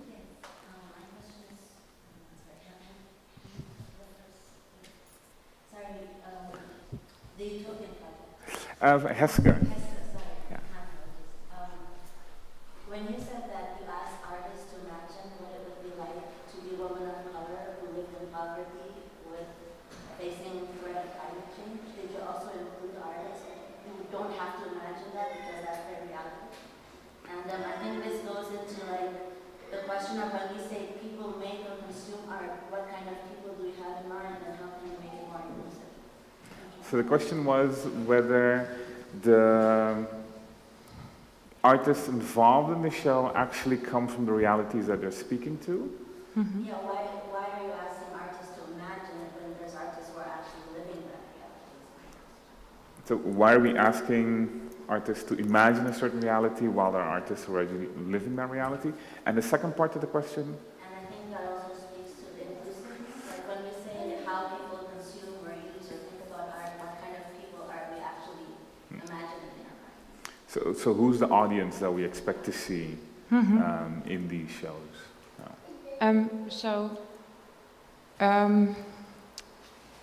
We don't ask. First of all, I have to state that there is a curator, and I'd like to mention her name officially. It's Manon Braat. She conducted this research for 1.5 years, and we asked about change, not to imagine a reality that for some artists, yes, is their daily situation or living circumstances. We, like I explained in Nest, asked artists from all over the world, from different circumstances, different countries, different living circumstances. And we worked with a Ghana think tank, like I explained before, a think tank several think tanks all over the world advising us. And if I talk about us, I think they give advice all over the world in Western countries, but think tanks are all addressing privileged problems, basically, also the one you mentioned, for example, but also this question. And I think Michelle Alexander is very aware of the fact that this question, like she stated in the article that I handed out in the exhibition, has its starting point from a very privileged position, and then she added to it. So she acknowledged this view of ignorance in the whole raising the question and tried to make it more articulate and real, in a way, realistic. So, of course, we couldn't ask, we would have loved to ask 1,500 artists and make a biennial, huge biennial on this question to see from literally every country, every situation in the world, the outcome. But I think it's an ongoing process that will travel the world. And of course, I hope to expect, I hope we can expect a lot of audiences, but I'm aware that the audience that we will address it to at the moment is the Amsterdam-based and the Hague-based audience, which is definitely part of this 7% she's articulating of the privileged population of this world that lives from more than $10 a day, and most of our audience is educated. So, but then again, I think this is also an audience that should really think about this wealth and this capitalistic questions and ecological questions, because this is a big source of the problem is here. So, yeah. Does it answer any? Yeah? I think we have to wrap up. I want to thank you all and live stream who have been following us. And I want to thank everyone here in the audience. And I also want to thank Heske ten Kate. Round of applause.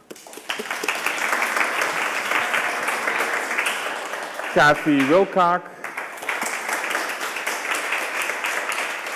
Mirjam Braakhuis. Mirjam Meisner. And Rosa Marie Mulder. And of course, also the technical department and the cameramen and directors and everyone. Thank you all. My name is Quincy Garia, and I hope you stick around for the next part of the day and also to keep visiting all of our exhibitions and our works. So Miriam, the next event of Extinction Rebellion was September 15th. Yes, you can check this out on the internet, Facebook, Instagram, and then September the 18th and the whole weekend, and you can join, so you're welcome to join. And Kathy, gymnast, where can we find gymnast? You can go to gymnastband.com. And Unda Foundation, we can find the flag and much more. Yeah, you can mainly find things under flagofcompassion.com, also on Facebook and Instagram. And Miriam, can we read some of your research already? Yes, my name, if you Google that, the university website comes up. I also have a blog which is called Planet Amateur. Planet Amateur. Thank you all. Thank you. Thank you.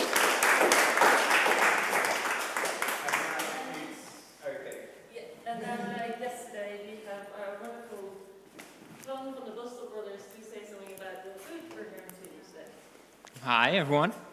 I'm back again. Yesterday I made lunch, today again. And yesterday was more or less about bugs and crickets and little weird things to eat.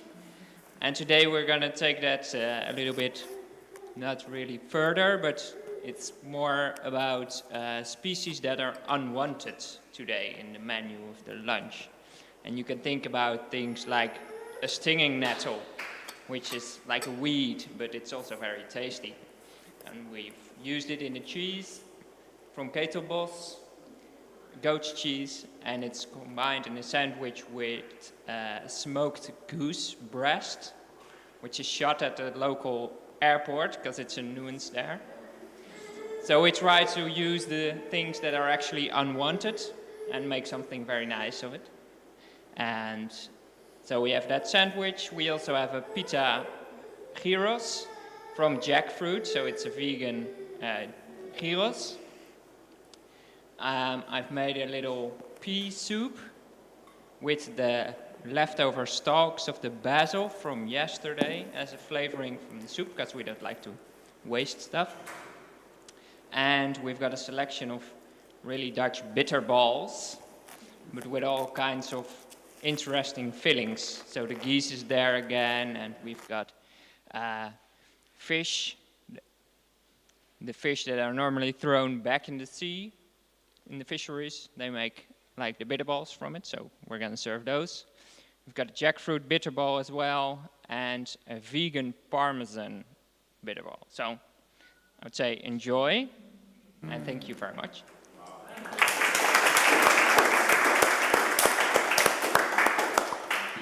And that's the end of the live stream.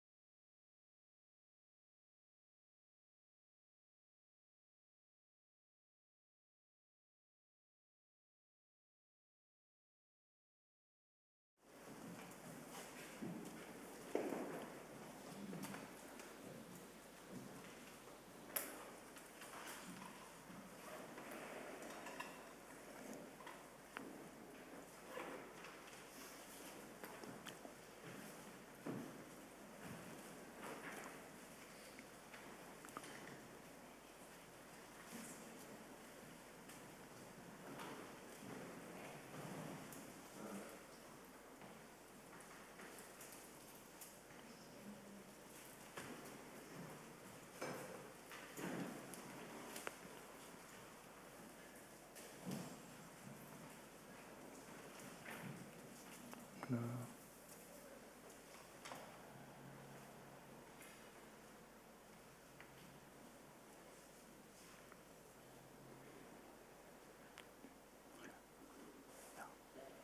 okay. We can start, I guess. Okay. Welcome to the AltVisions Festival of Humans, Artworks and Ideas. My name is Antoine Deul, and I'm your moderator this afternoon. In this session, Reconcile to the Earth, we will explore ways of revalorizing Mother Earth to the center of ethical reflection. In particular, our guest speakers will discuss the possibility of assigning legal rights to nature, which is already the legal precedent in several countries. We have a fantastic lineup of guest speakers who prepared a short presentation of their work for us. Let me now introduce our guest speakers. On my left, Davina Misijan. She's a fellow at the Netherlands Institute for Advanced Study in the Humanities and Social Science. And she's also an assistant professor in human rights and the environment at the International Institute of Social Science. Matthias Karam. He's a PhD candidate, philosophy, Fair Limits Project at Utrecht University. On my right, I have Jessica Den Outer. She is an Earth-centered law expert and part of the UN Harmony with Nature Network. And she's also an independent consultant, Rights of Nature. Samuel Sahureka. He is the founder of the Nusa Alifura Foundation. And last but not least, we have Esther Kokmeijer. She's a visual artist and is part of the exhibition here in Stroom with her artwork Agreement with Nature. And we'll hear more about that later on. Let's kick off with Davina. So all the guest speakers have prepared an interesting presentation for us. And after they give their presentations, the audience can ask a couple of questions. Also, I would like to welcome the online audience. They will be able to also ask questions that we will answer a little bit later. So Davina, the floor is yours. Can you explain a little bit what you do and what you will present to us today? Yes, thank you very much, and welcome everyone. So indeed, my name is Davina Misijan. I will today share with you some thoughts about how to reconcile with the earth, and actually looking at it from more of a legal perspective. But I will also explain some things about the background, how we've come to this situation, and what are kind of the challenges in the future. So I would actually like to start off with the beginning. And when I mean the beginning, I mean a literal beginning, as in a biblical beginning. So when we look at the Bible and we look at the story about creation, we can see here, and God blessed them. And God said unto them, be faithful and multiply, and replenish the earth, and subdue it, and have dominion over the fish of the sea, and over the fowl of the air, and over living things that move it upon the earth. Now, why do I start off with this? Because this is actually a beginning principle of how we look at the earth, how we look at nature in law. This is actually one of the foundations upon which things such as property and dominion are founded. From this verse, we can actually see the idea about human being not necessarily part of nature, but having dominion over nature. Also, human having the task of transforming nature, so developing it. And also that nature is there to serve man, right? Mankind. It's not there for intrinsic value, it actually has a purpose, but only for mankind. So this Bible verse has actually been transformed or translated into law. And we now look at things such as dominion and property rights, so exclusive property rights, meaning that you can own a certain plot of land and you alone can decide what happens with it. It also means that you can exploit it to an extent that you decide, right? No one else can intrude on your property rights, no one else can take it from you. And this actually is quoted by Lynn, or I would like to quote Lynn White in his argument in The Historical Roots of Our Ecological Crisis. He says that Christianity actually made it possible to exploit nature in a mode that is indifferent from any feelings for nature. So that means that kind of man and nature have been divided and man can really rule over nature. Now, these property rights have actually had sort of a negative effect, right? When we look at how we are dealing with nature right now, and when we look at actually trying to transition into sustainable use of nature. So we've seen, for instance, also in my work, when we look at land rights and access to water, that it is very hard to, for instance, make sure that everyone gets access to water if there's also something as exclusive property rights over water or over land. So that kind of shows us that if we want to move towards a sustainable use of nature, that we will have to deal with how we look at property rights and how we deal with property rights. I'm not saying that necessarily property rights should be taken away, but we should start looking at when property rights are appropriate and when are they actually for a certain purpose that actually serves some of the goals that we want to reach. Now, this way of looking at the earth as seeing human having dominion over the earth and also seeing something as exclusive property rights also became dominant throughout the world. So we can see, if we look at writers such as Thomas Buckle, we can see that he says the great division between European and non-European civilization turns on the fact that in Europe, man is stronger than nature, and that elsewhere, nature is stronger than man. The consequence of which is that in Europe alone has man subdued nature to his service. So we can already see that this idea of subduing nature actually also became dominant throughout the world, because with Christianity and with imperialism and colonialism, this idea was also transplanted to other countries. So one of the examples, for instance, is the idea of property rights and water rights was also transposed, for instance, to Australia. And of course, the colonial power in Australia used to be Britain, but Britain has a lot of water, right? So water rights, it didn't really matter as much. But when it was transposed to Australia, it became an issue because Australia doesn't have as much water. So we can already see how these transplantations of these laws and how to deal with property actually kind of has a negative effect when it is transposed to countries where the context is different. So now let's start looking at some relationships that are different with nature. So we can look at other cultures where there's a different relationship with nature, where man doesn't necessarily see itself as having dominion over nature, but as part of nature, or even personificating nature. In these two examples, you see, for instance, Yoruba culture, where we have different entities who, for instance, can inhabit water bodies. And above you see an example, one of my favorite movies, the Disney movie Moana, where you have a young girl communicating with the sea, and the sea also having the personification of a person, someone you can communicate to, and that has intrinsic value. So these type of relationships are now also being translated into law. And one of the examples we're going to talk about today.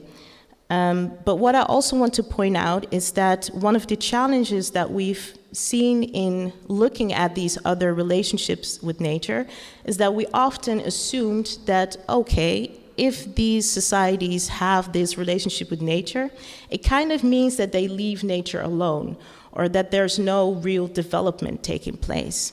And we've actually seen from, for instance, Charles Mann's research that a lot of big communities actually were able to develop themselves very sustainably, even taking into account that nature or the balance or the boundaries of nature. So this assumption can also be put to the side.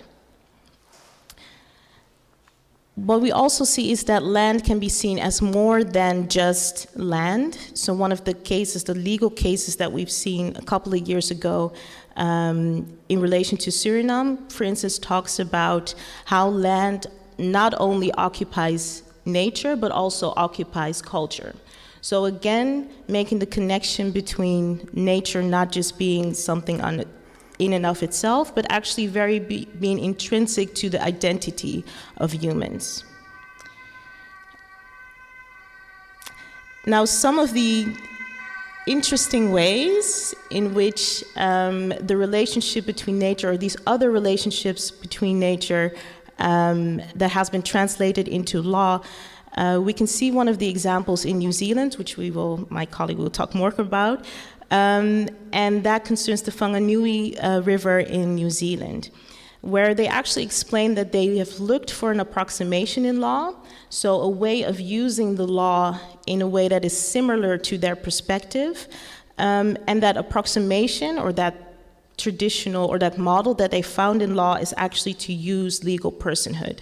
So we know legal personhood already from, for instance, us having legal personhood as humans, being able to enter into contracts with each other, having agreements with one another, but also, for instance, companies have legal personhood, meaning that they can take part in regular life, but also in the legal life, making contracts, etc. But now it's also being used to, for instance, give legal personhood to rivers, to forests, and to other natural objects. So in this way, they've tried to make sure that their perspective is now also included in the law. Of course, you can still kind of criticize this by saying, okay, it still fits within the already view that we have of law, but it is at least a way that we're trying to bridge different worldviews. Now, this legal personhood, shortly, because my colleague will tell more about it, means that the river is no longer owned by the state. It actually becomes in and of itself. And that, of course, takes away with the idea that we've talked about previously, which is property, really nature being property of someone. It also means that the river has been recognized as an ancestor, so really looking at the worldview of the Whanganui iwi in this case, the Maori community that is connected to this river. And it also means that the intrinsic value of the river is recognized. So instead of seeing nature as only of service to humans, it is actually seen as the river just being in and of itself, having value in and of itself. Now, in practice, it means that there are guardians that guard over the river and that take decisions on behalf of the river, supported by an advisory board, but it also means that there's actually a law that talks about the principles by which this river should be governed. So, for instance, that this river should not be changed in its size, or that a dam should be built, or whatever. So it really looks at what type of rights are relevant for this river and by which it should be governed. Now, this is not the only example that we can see where now legal personhood is given to nature, but also where more room is given for nature. So we can also see Lake Erie in the US that has been granted legal personhood. This went through a referendum. We can also see the discussion in the Netherlands concerning the Waddenzee and the Noordzee. But we can also see other disciplines looking at how they can incorporate the boundaries of nature. So for instance, we can look at planetary boundaries. We can also look at Earth system governance. And lastly, we also have the Earth trusteeship. Now, this initiative also includes the idea that humans, instead of having dominion over Earth, should actually have sort of a stewardship or a trusteeship, meaning that they have the responsibilities to actually give it to next generations in a good state. And this trusteeship is divided into 3 principles. So responsibilities that humans have towards Earth, responsibilities that they have towards each other, and also responsibilities in relation to human rights. Now, to close off, of course, there are some criticisms and there are some challenges. So first of all, we can see that rights of nature are actually being adopted in different places in the world, but you can, of course, question whether or not this is a genuine effort, but also whether or not, in some cases, there also might be cases of appropriation, right? Because for the longest time, communities have had these worldviews, and now that they're being incorporated in, for instance, Western society, we also have to think, is this happening in a genuine way and really giving respect to the worldviews that are being incorporated? We also have the challenge of course, looking at things as responsibilities. So often we focus a lot on rights, having rights to certain things, but now it also means that we have responsibilities towards nature and that we should act accordingly. And lastly, the idea of justice should always be, in my view, incorporated in rights of nature, because it's not only reconciliating with Earth, but also reconciliating with the communities that these worldviews have, these worldviews. So in that sense, justice should always be a principle when it comes to rights of nature. So that's my presentation. If there are any questions. Great. Thank you. Thank you, Davina. Very interesting. And before we go to one or two questions from the audience, I wonder if you give rights to a river, for example, does it also include rights for all the life forms within that water body as well, or?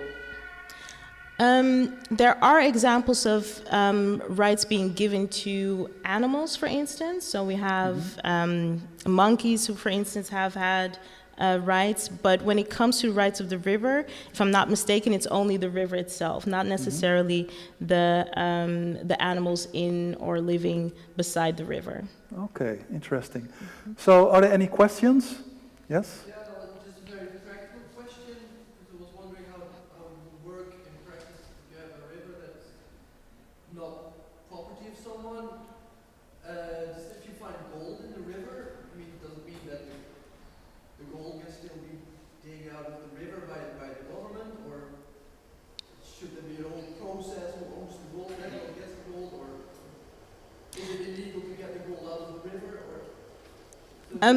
Okay, let me repeat the question for the online audience. Sorry, what was your name again? So I forgot to say, please mention first your name. Yes? Thomas. Oh, Thomas. Thomas asked the question, let's say there's gold found in a river. Yeah, who owns basically the property rights of the gold that is found there? So far there haven't been those type of cases, but I can imagine that this would be something that the board would actually discuss, whether or not it is in the best interest of the river to exploit that gold, and in what ways that should be. Because what we see is that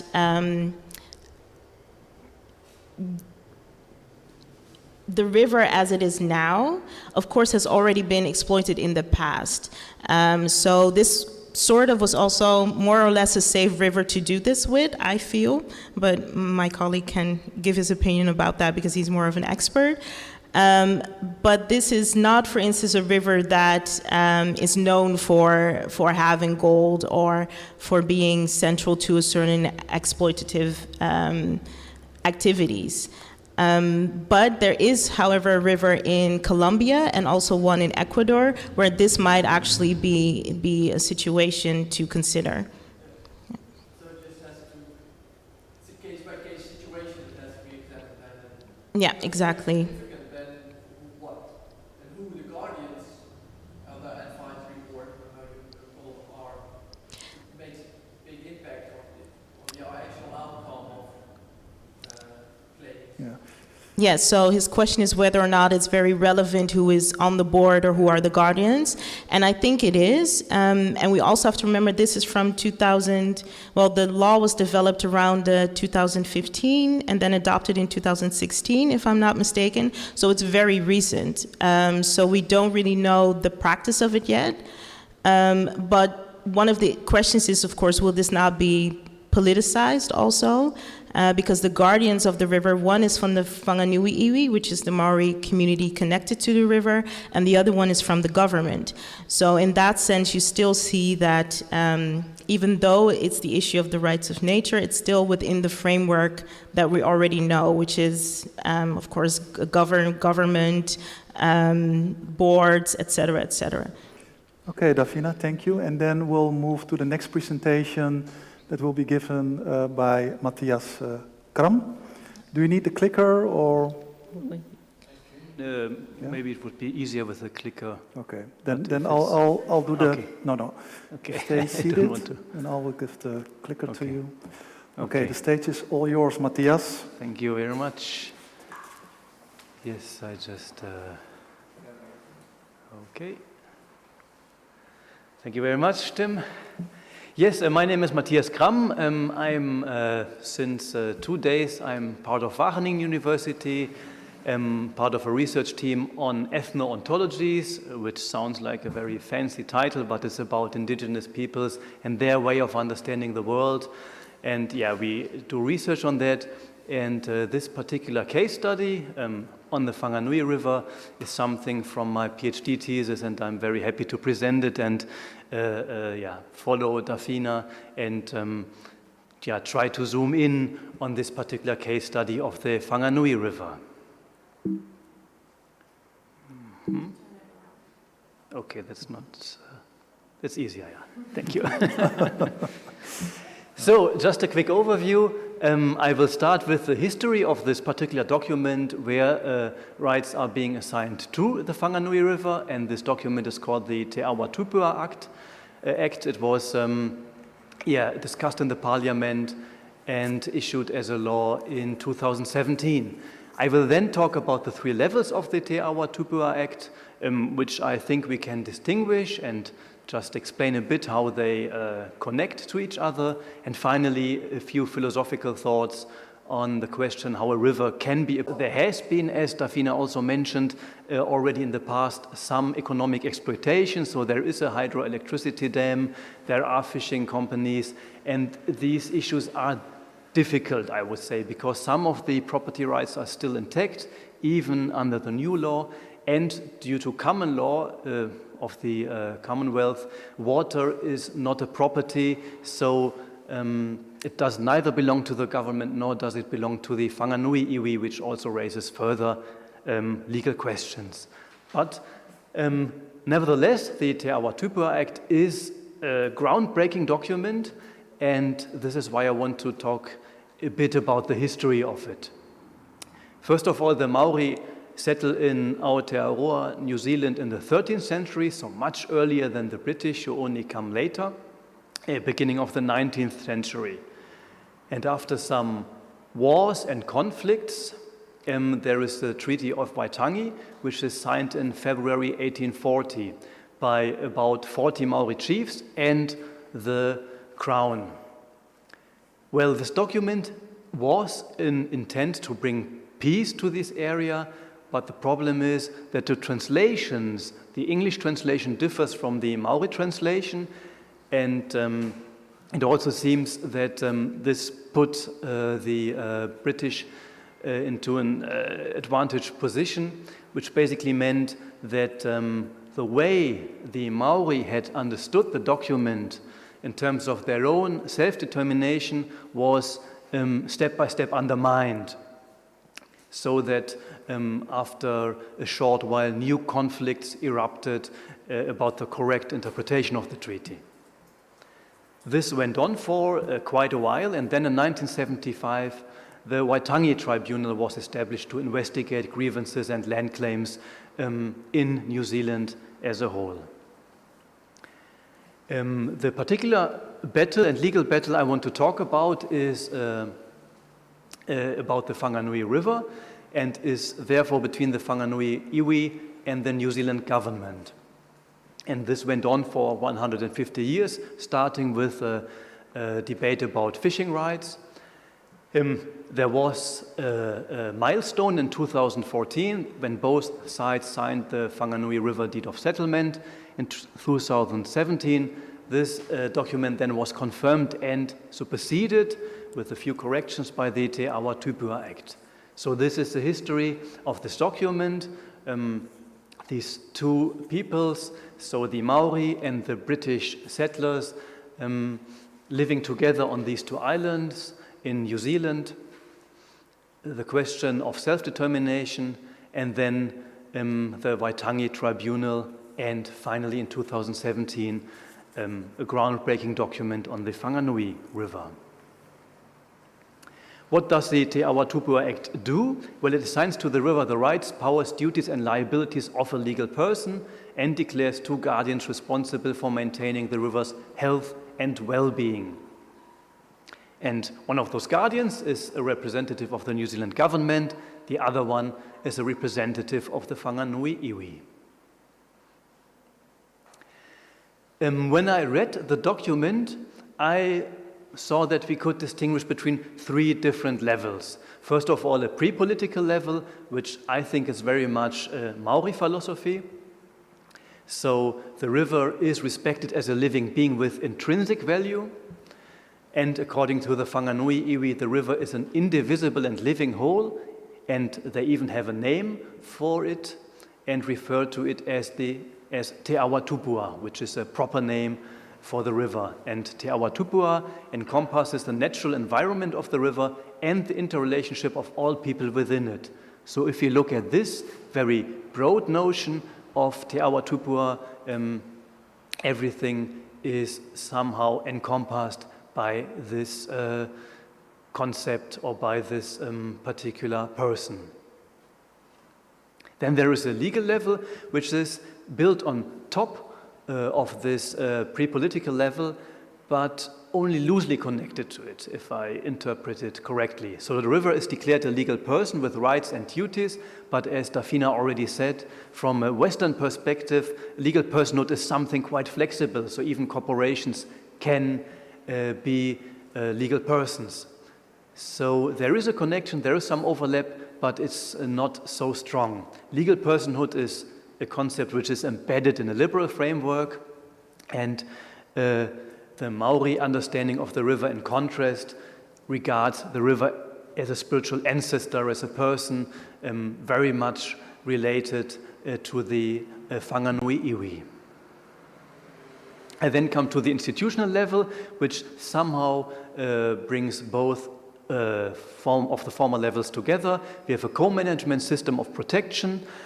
Two guardians, one from the Whanganui iwi and one from the government, are assigned the task of defending the river's interests, and they are also supported by two boards, by an advisory board and by another board. How are the three levels connected? I would say the legal level supplements the pre-political level with a legal notion of personhood, so it's not directly connected, but it is somehow a supplement. And then we've got this institutional level, really building upon both the legal and the pre-political levels in order to incorporate both the Maori perspective and the Western liberal perspective into the proper institutional treatment of the river as a person with interests and rights. Now, concluding this presentation, a few philosophical thoughts on what personhood could mean. If you look at this particular question from a Western liberal perspective, we run into problems. Because, let's say, according to a Western scientific perspective, a river is an ecosystem. An ecosystem is a balanced system of life and consists of many parts and components, and therefore cannot be seen as a single conscious agent. And in the Western philosophical tradition, personhood has always been defined by means of necessary and sufficient conditions, one of them being an agent with interests, with motives, with goals, which the agent could follow, or another criterion would be being conscious, having consciousness. But if we have these two criteria in mind, we cannot easily assign personhood to the river because we cannot easily identify it as a single agent or as being conscious. So what I think what the Te Awa Tupua Act basically does is that it goes back to the Maori notion of ancestry, according to which the river is a tupuna, an ancestor, and then uses this particular notion of ancestry in order to define personhood. And the argument would be something like this: because the river is embedded in a network of relationships, it is a person, because we can relate to it as a person. And this particular aspect of Maori philosophy has been analyzed by Maori philosophers, for example, by Cruciel Fatene, and she identifies one of the core concepts of Maori philosophy as the notion of whakapapa, which means connectedness. And according to whakapapa, each human being is born into a network of relationships, and this network comprises living human beings, but also human and non-human ancestors, tupuna. And these non-human ancestors can, for example, also be rivers, hills, and other parts of nature. And if we use this relational ontology, so an ontology as a way, an ontology as being based on the way how we relate to other living beings and non-human beings and non-human animal beings in the world, this ontology of whakapapa allows us then to see the river as an ancestor, as a person, and it allows us to see relationships as normatively laden. So basically, from a Western perspective, we say, okay, I have a relationship to somebody, but that doesn't mean anything. So I don't owe this person something just because I relate to this person. This is very different in Maori philosophy. In Maori philosophy, I am born into a network of relationships, and by being born into this network, and by profiting from the river, for example, what the river has been giving to me, there is some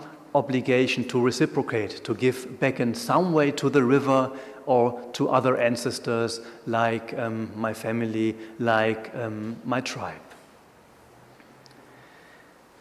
So far, thank you very much for your attention. Okay.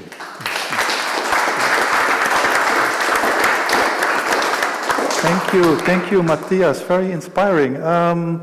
So the research that you have done regarding Maori philosophy and their way of living, has that changed your way of thinking on a spiritual level? I would certainly say that what really struck me is also what Dafina mentioned, that we have somehow from a Western spirituality, in modernity, this idea that we have to dominate nature, that we have to defend ourselves against nature. But if we look at other indigenous traditions, there's much more this paradigm of coexistence, and to really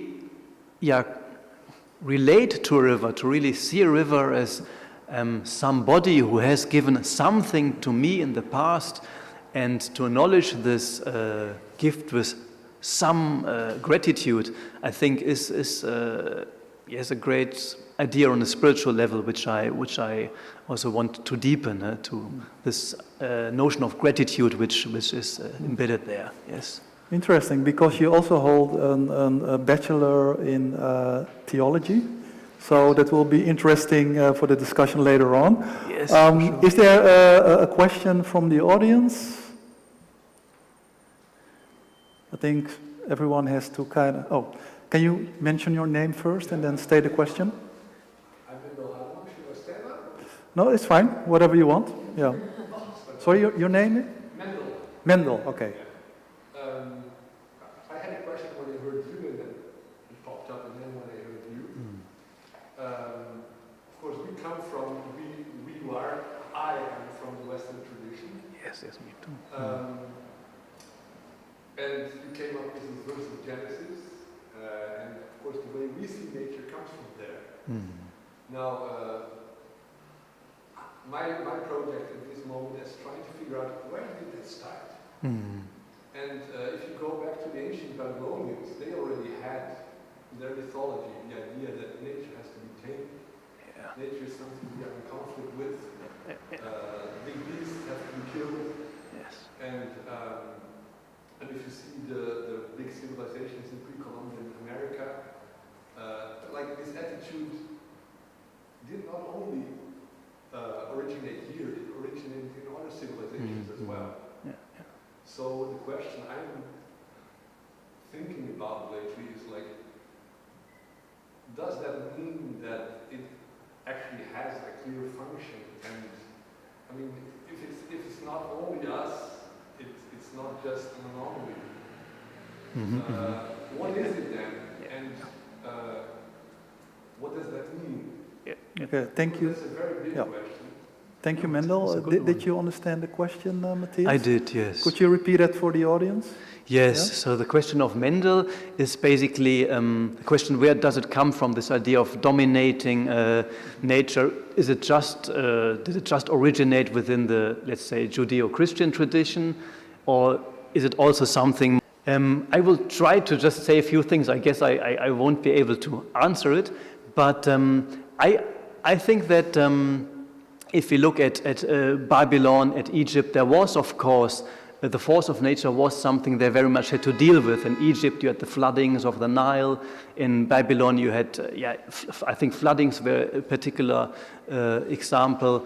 And people had to deal with it, so nature was a threat. And in order to answer to that threat, there was an element of trying to tame it.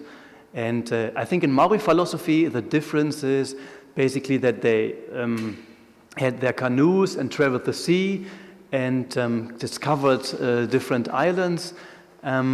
So I would say in civilizations where you had to deal with the forces of nature, this idea of taming nature might emerge easily. It would be interesting to look at Maori stories as well, and for this idea of taming nature, of dealing with the god of the ocean, and to study that in a deeper way. I think this would also bring a lot of details to the fore. And I think what I found interesting is that even in the Bible you have these two accounts. You have this Genesis account, which is more like dominating nature, and then you have the Genesis 2 with Adam and Eve, the one which is very well known, where it's more like a garden. So it's a garden, and they are declared to be gardeners, and so the domination is much softer. It's much more like taking care of something. So I think even in the Judeo-Christian tradition you have both elements, also one of the two elements prevailed, at least after industrialization. Just a few thoughts.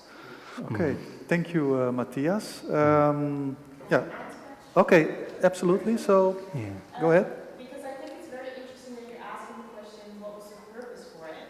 Because I think we need to see it in that type of context. So, what was the purpose for certain things? Because also in Europe, you had paganism, you had the ideas of fauns, and you had all sort of ideas that were connected to nature.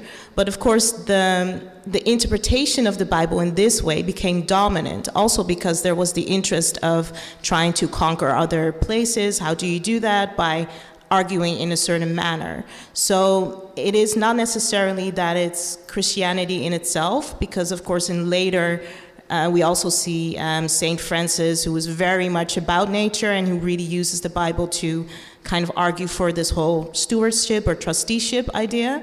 But it is more about how certain worldviews are used to conquer or to take over nature in this sense. So it is very much about what is the goal and what is the purpose of using these texts.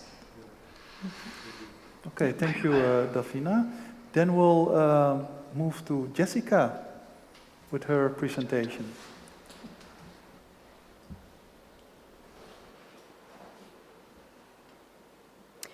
Yes, I think I can start already by introducing myself, because before we dive into the topics I want to discuss with you today, I think it would be useful if I present my background and what I'm working on, because it will explain why I am so passionate about the topics I will discuss today.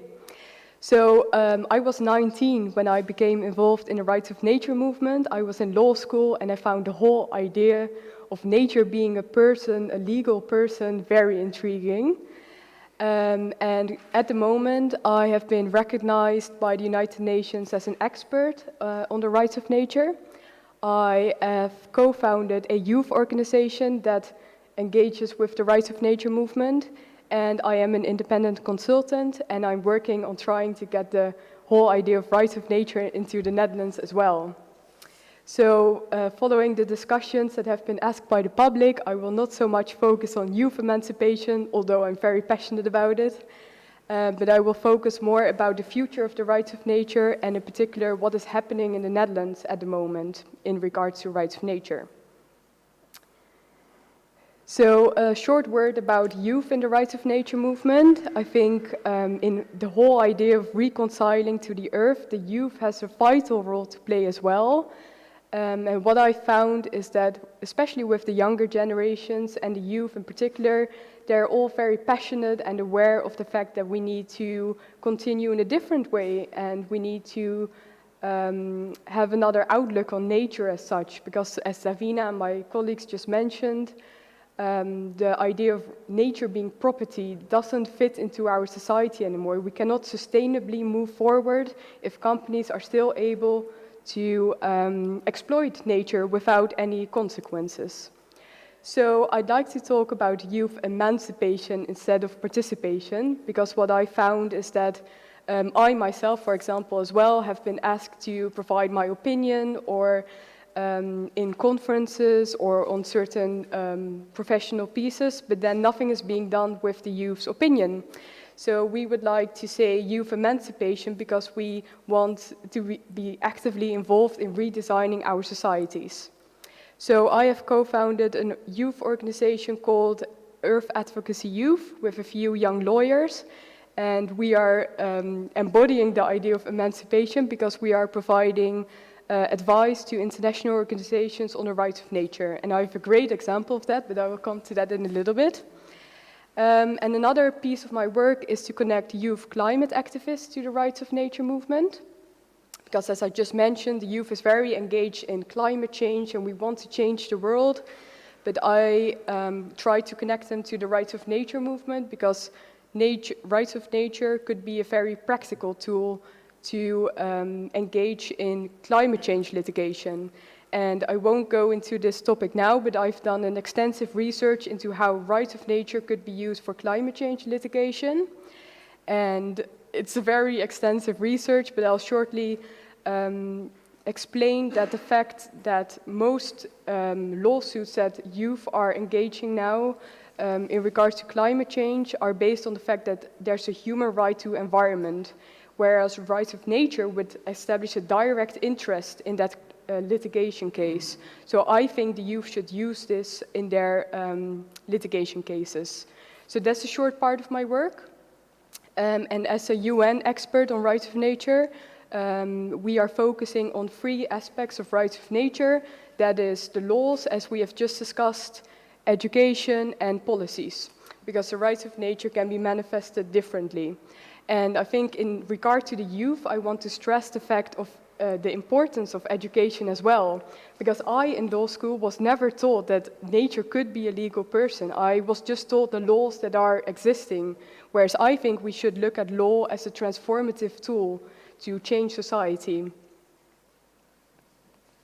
So now you might be most interested to hear what is happening in the Netherlands in regard to rights of nature. Davina just showed a very short picture of the Waddenzee case in the Netherlands. A few lawyers before me have already worked towards the idea that the Waddenzee should be a legal person. A short background on this is very legal and extensive, so I'll try to make it as easy as possible. But the government has decided in 2019 to set up a specific authority, the Beheersautoriteit Waddenzee, to look after the well-being of the Wadden area. And what is happening in the Waddenzee area is that there's a lot of organizations, a lot of government involvement in trying to defend the interests and the well-being of the Waddenzee. But the problem with that is that everything is tangled up and there's no clear division anymore, which is why the government created this authority. However, this authority is owned by the government, and it is the government, again, that's looking after the Waddenzee. And as Davina just mentioned, this is the whole problem of the idea that nature is property. But as you know, the Waddenzee is a UNESCO World Heritage Site. It has, I think, intrinsic value in itself. It's such an important nature site. And that's why these lawyers have set up the case of the Waddenzee needing legal rights. Now, this was followed up by the municipality Dongeradeel, and they have put in a ordinance where they ask for special rights for the UNESCO World Heritage Site Waddenzee. This was 2019, it's 2020 now. COVID has changed our lives, especially in regard to this case as well, so there are no updates as of now. But I am engaged in this whole research now as well, and we are still trying to gain momentum for this whole idea of the Waddenzee being a legal person. Now, I am also working as a consultant in the Netherlands in regard to rights of nature, because I think we should, even though we might not have a very prominent indigenous culture in the Netherlands, I think there's a case to be made for rights of nature in the Netherlands as well. I'm currently working on a campaign to make the Maas river in the Netherlands also a legal person. And hopefully that will be followed by the other river, the Rhine. There's already a case going on in France and Switzerland where they're trying to gain legal rights for the Rhone, I think it is. I can't pronounce the French pronunciation of the Rhine. But that would be great if it would be followed up by the Netherlands. And of course, I'm still open to any ideas or any inputs that you might have for bringing this idea further in the Netherlands. Now, this is the part where I want to expand a little bit upon, because I think after everything we've just heard, I want to tell you that in 2020, the movement is about 50 years old, and there are about 23 countries now that have in some form adopted rights of nature. And I think that shows that this is a very upcoming movement, and it's spreading towards Europe as well. We've got Sweden, France, Spain, Netherlands, and I believe I'm missing one, but there are a number of countries that are active in trying to get rights of nature into our societies. So an update from just a few days back, the Partij voor de Dieren, the Party of the Animals in the Netherlands, has put forward an initiative of ecocide. And ecocide is not really, well, it's a similar movement to the rights of nature, but ecocide tries to make environmental crimes accountable under criminal law. So the whole idea of nature having a different status in society is slowly moving and growing, and hopefully in the Netherlands soon as well. Now, again, I'd like to stress the importance of education in this regard, because I believe if we look at, for example, Ecuador, where the rights of nature were adopted in 2008, there have been a number of lawsuits in regard to rights of nature, but the struggle is often in that judges and lawyers are not educated on rights of nature. As I just mentioned, in law school you don't get taught that nature could be a legal person.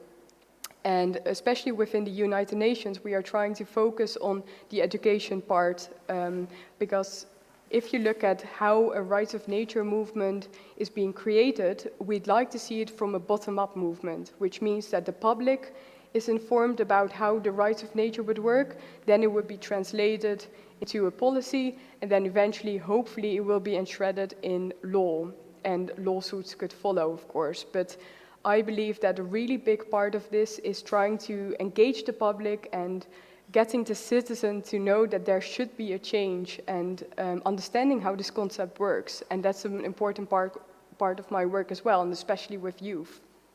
And now I'd like to end on a positive note. As I just said, with the Earth Advocacy Youth, we've been working together with parties in Sweden, advising the Convention on Biodiversity on the importance of rights of nature. And just a few days ago, we have seen the outcome of the diversity framework, where they have mentioned that rights of nature could be recognized as a way of preserving biodiversity.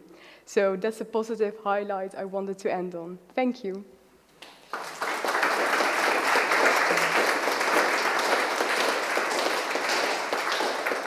Thank you, Jessica. So, power to the youth.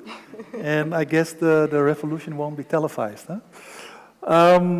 Are there any questions from the audience for Jessica? Maybe someone else? Yeah, that you know? State your name and then the question. It's really nice to hear about the rights of nature. I didn't realize that it was such a big topic. It's great. And I was intrigued because you are also involved in the UN. And I was thinking, are there initiatives about a declaration of the rights of nature similar to the rights of man? So do you have ideas about this? Could you repeat the I will question for the repeat it. audience and then answer? Yes, I'll repeat the question. So the question is whether the UN or any other initiatives are involved in setting up a declaration for the rights of nature similar to, I think you said, indigenous people or human rights. That would be an example as well.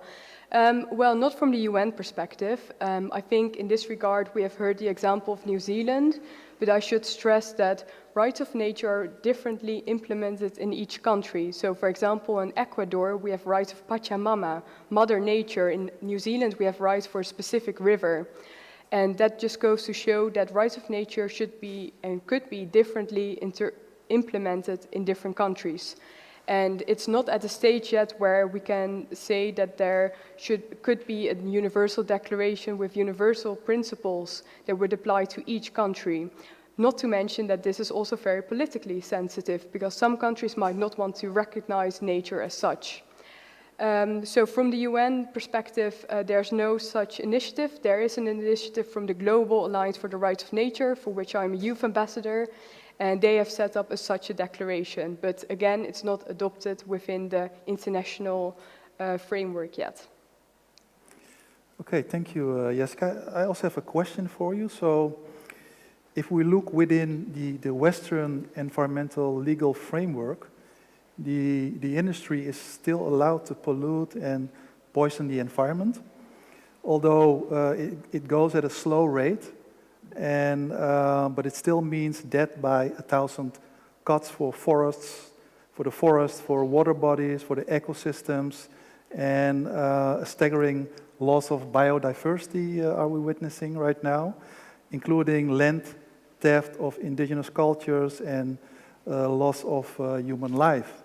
So how do you think rights for nature are going to change those issues? Yes, this is exactly why I was so passionate about rights of nature in law school, because the environmental laws I was studying were just reactive. We, in environmental law, regulate how much damage can be done to nature, and then eventually there will be consequences, but always reactive to what is happening to the environment. And I think rights of nature could play a vital role in preserving nature and against all the issues you've just mentioned, because it is a preventive way of protecting nature. If nature has rights, a company should think twice before they pollute a river, because there can be a lawsuit. That's very practically how companies would engage in this movement. Then also nature has guardians within rights of nature, as Matthias just mentioned in New Zealand, for example, and those guardians can act preventively before something damaging happens to nature. So there should be a collaboration between the institute that represents nature and scientists as well, to see what does nature need. How is nature going to be damaged if a company builds a dam in a river, for example? So that's why I am very passionate about this, because it's a very preventive way of trying to make sure that no damage is being done to nature. Okay, thank you. Then we'll go to the next speaker, Samuel.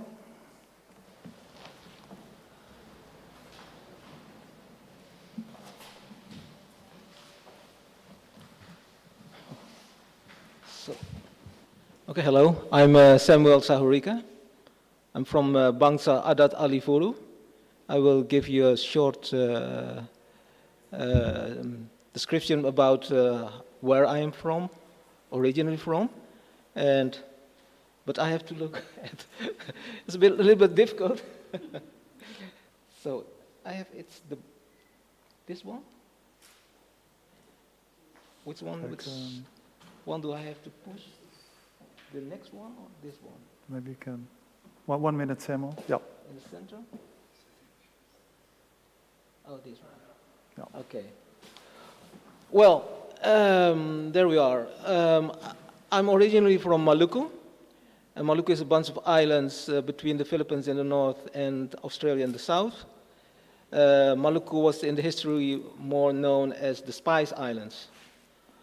And it were the Dutch people who came also to the island of Maluku. And well, they colonized Maluku because of the spices for about 350 years. And Maluku was also called or mentioned the land of 1,000 islands. You have the northern part and the southern part. If you will count all the islands, I won't do it, but then you will come to the number of 1,000 islands.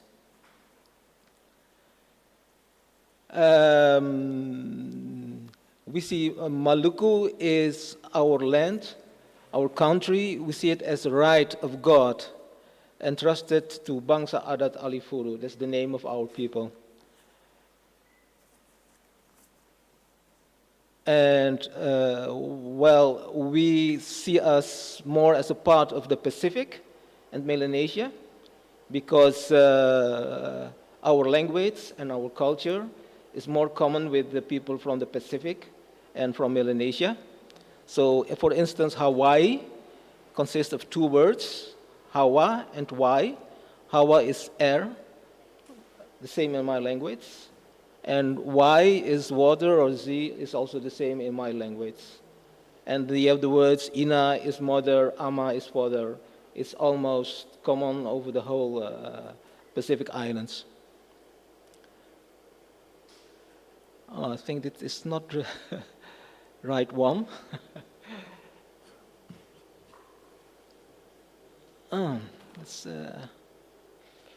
I've sent another. Oh, it's not the right slide? It's not the right slide. Oh, can you go one Yesterday back then? I sent another one. Just 1 minute. This then. was just an example to. Is it with these? I sent it yesterday evening. Oh, God.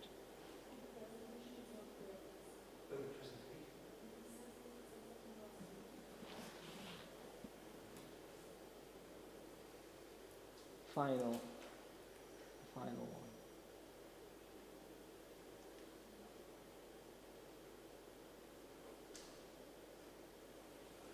Sorry.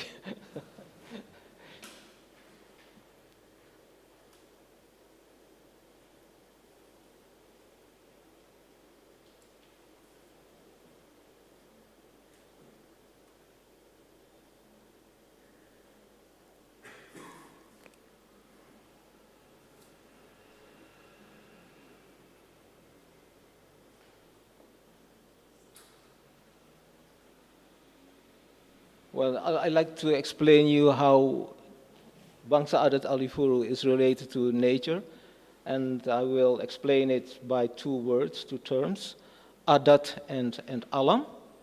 And these two words are very important in the culture of Bangsa Adat Alifuru. Adat is our way of life.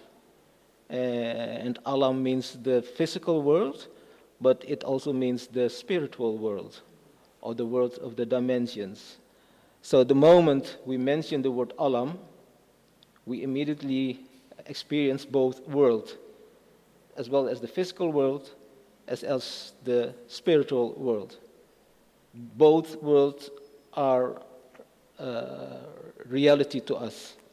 We can't see them separated from one another. Yes, thank you very much. This is the one. No problem. So, well, Adat is our way of life, and Alam has two meanings, the physical world and the spiritual world. Adat, that's the foundation of our existence, the existence of Bangsa Adat Alifuru. when its culture and nature or Mother Earth plays a very important role. And well, the essence of Adat is everything is inextricably linked with everything, everything. You just imagine in your mind, in your image you have of the world, everything is linked with one another. Mm-hmm. Even the smallest grain of sand with a star far in the universe, to us, everything is linked. And well, the Alifuru society is built on the foundation of the Adat. Therefore, we often talk about Tanah Adat, land of the Adat, or Negeri Adat. This is the village where I came from. My parents were often mentioned Negeri Adat, or village of the Adat. And the people of the Alifuru people call themselves also the children of Adat, anak-anak Adat.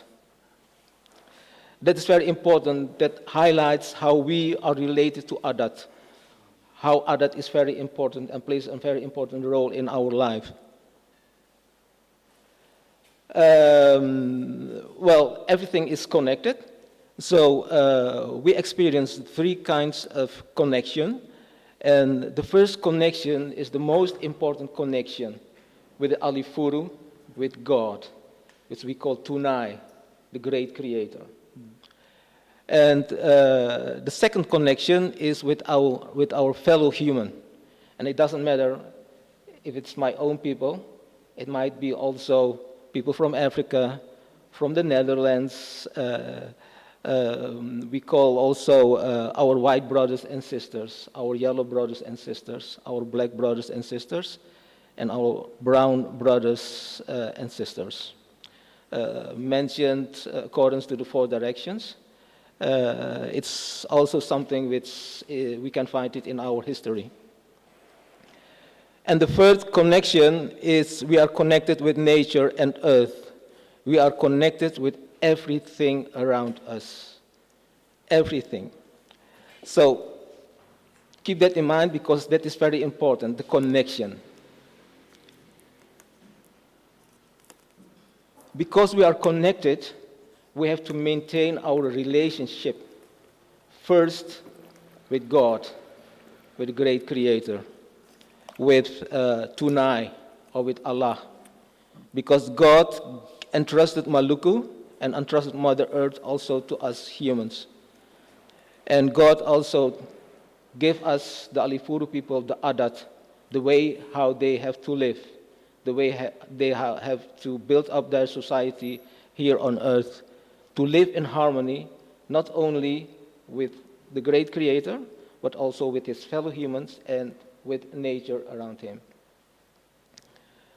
So that's the first relationship, the relationship we have to maintain with nature. And Adat, the core of the relationship, must be based on love, harmony, and respect. Love is the first one, is the highest, you can say it, rule we must maintain with, first with our Creator. And harmony, of course, with nature around us, and respect also for our elder people. Adat, man, and Mother Earth. Nature is very important to the Alifuru people because we think, no, it's not only thinking, it's also an experience, we experience it, that everything in nature is also presented in us, in our human body.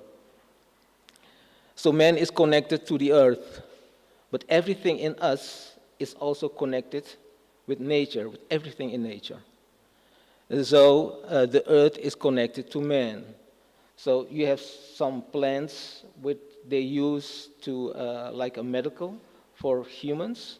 There's some plants are very good for your hands or for your stomach. So you can see the connection which we have with nature. Everything in, on, and around the earth is interconnected. Everything. That's something, it's very difficult to explain. It's we experience that. So you can say that every time we destroy a piece of nature, we destroy also a piece of us. And if this continuing on and on and on, and there is nothing left in nature, there will be no human on earth anymore. So art and nature, our relationship in nature must be based on harmony and always focused to the future, always to the future. When I was just a little kid, I still hear my dad always said to me, think of my grandchildren. Even though I was still at the basic school, but he reminds me, think of my grandchildren. But it's something which is just still in my mind, so I know what he means with that. Always think of the next coming generation. Every decision you make now can be, you may always made always for them. So to live in harmony with nature, we have our sasi. Sasi is when a particular plant or animal is declining in number, then we put a sasi on it. That means that that plant may not be picked or that animal there may not be hunted until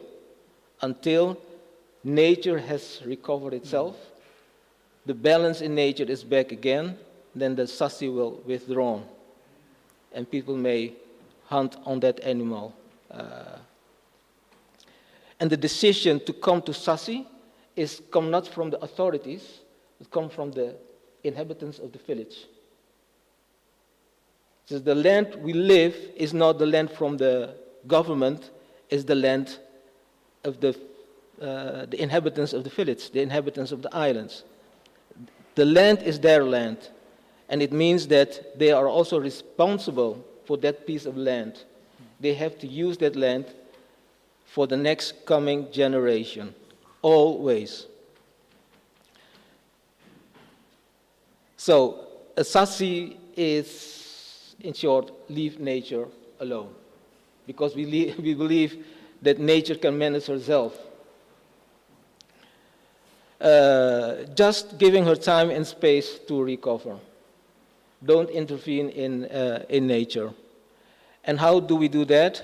Well, any human activity that can further disturb the harmony in nature must be prohibited. And to give you an example, one of the islands, a very small island in Maluku, they put a sasi on the island. It is from 1997. Until this day, sasi is still going on. It means that they don't allow any company to make investigating the ground to oil or to maybe for gold. They don't allow them to come on their islands. And well, the basic of sasi is taking our responsibility by living in harmony with nature and respect for Mother Earth. Because we always watch over the future of the next coming generation. I saw a little child with a mother. So I was immediately thinking of that child. We must give him a chance to live in a nature better than we have now.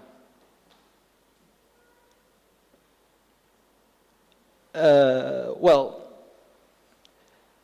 when I was preparing this presentation, and I've heard about the right of nature for maybe 5-6 years ago, and the first time when I hear that they give a tree a right, they give a river a right, like human beings, then I ask myself, well, how can they give a mountain right?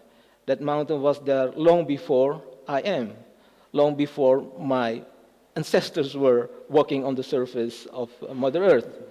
It's like a mother gives a birth to a child can't give the mother right. That isn't right. A mother gives a child the right because the child came from the mother, not on the opposite. So,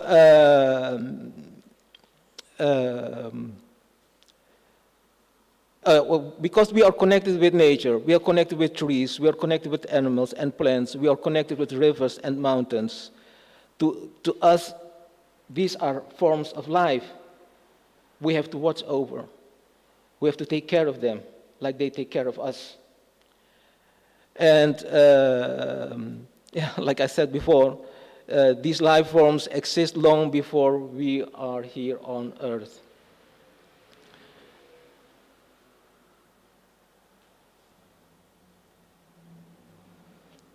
And, well, yeah, the existence of one species depends on the survival of the other. Each form of life on Earth is essential for the survival of all alive. I remember it was in 2008. I was also attending a meeting here in Amsterdam, and they were talking about selective logging. All the gentlemen behind their computers, they gave their presentation, they gave numbers and graphics and tables, and they explain why it is important and why they support selective logging. Then it was my turn to speak. And I started right immediately with, how do you say that? To come with some declaration. I said, indigenous people reject selective logging. Why? Because when you removed one species of a tree, you also remove all the life forms who are living or are dependent from that tree. So the physical world you can measure, you can put it in numbers, but the spiritual world is something which you can't see, which you can't, maybe you can feel it, maybe you can experience it, but you can't measure it. You can't, with very high technological, to measure the energy from the trees, or the energy from the life forms which is in the forest. We also said that each forest has its own identity based on the species from plants, animals, trees living on that forest. And each forest in the world is connected with one another. So the forest here in the Netherlands might be closer related to a forest in Maluku than, for instance, a forest in the Alpen. Just think of the trekvogels. They are from Africa. They come here to give birth to new life. What will happen with that new life if you destroy their land here? So the birds in Africa are connected to the land here in the Netherlands.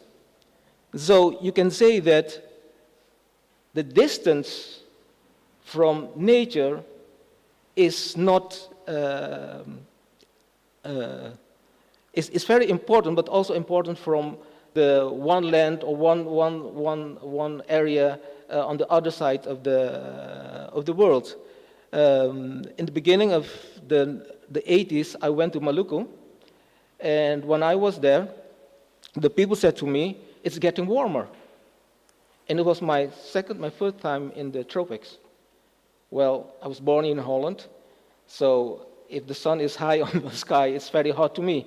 But they already said it is getting warmer. They already noticed that something is changing, the climate is changing, something is changing in nature. Indigenous people noticed something is happening long before the scientists maybe here in the West knew that.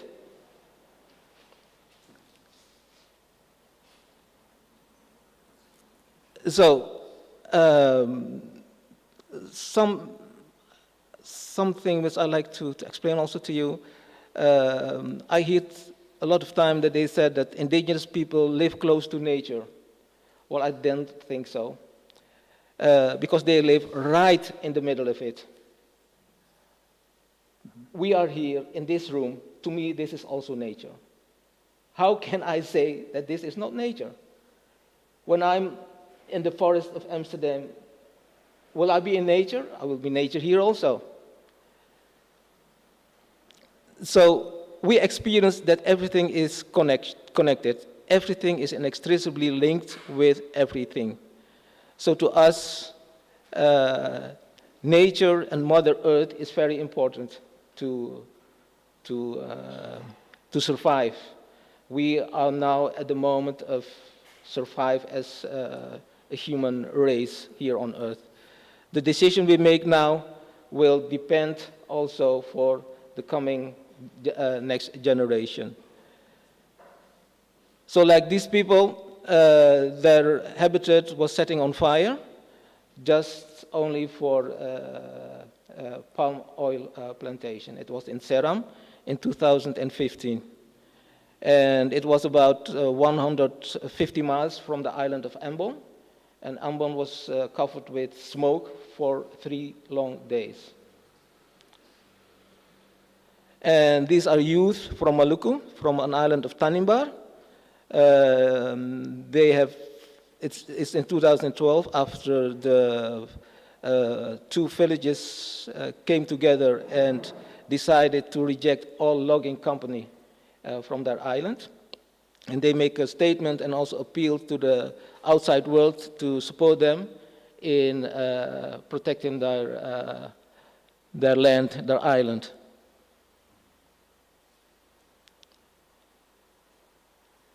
So, right of nature are our responsibility towards our next coming generation. We protect our forest and nature against logging and mining companies, but who will protect us? That's the end of my presentation. Thank you.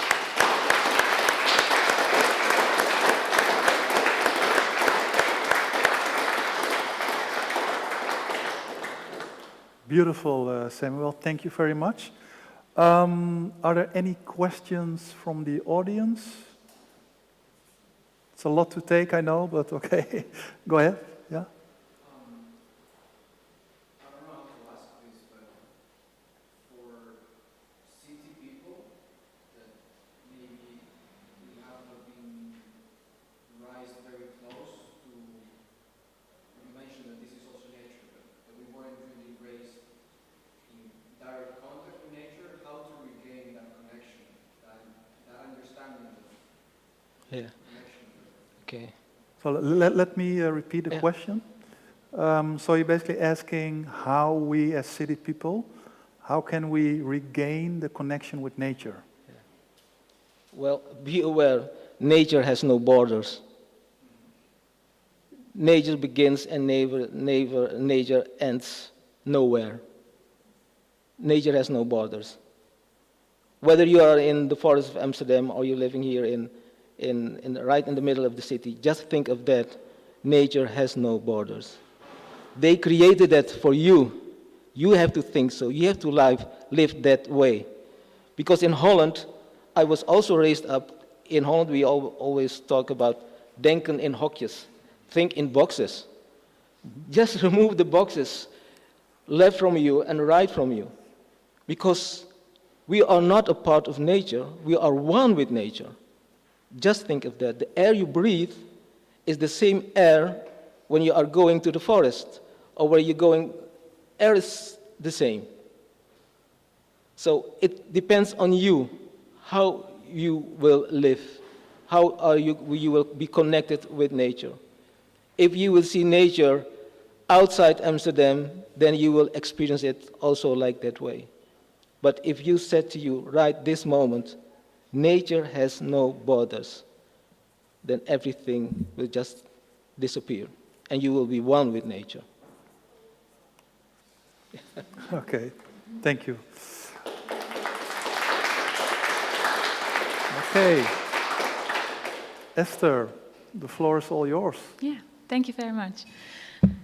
I'm an artist. I'm Esther Kokmeijer. I live in Rotterdam, and I'm born in Dongeradeel. So I was intrigued by that day for the Waddenzee. My work mostly is about the commons. I will wait for the global commons. Not all my work. Let me see.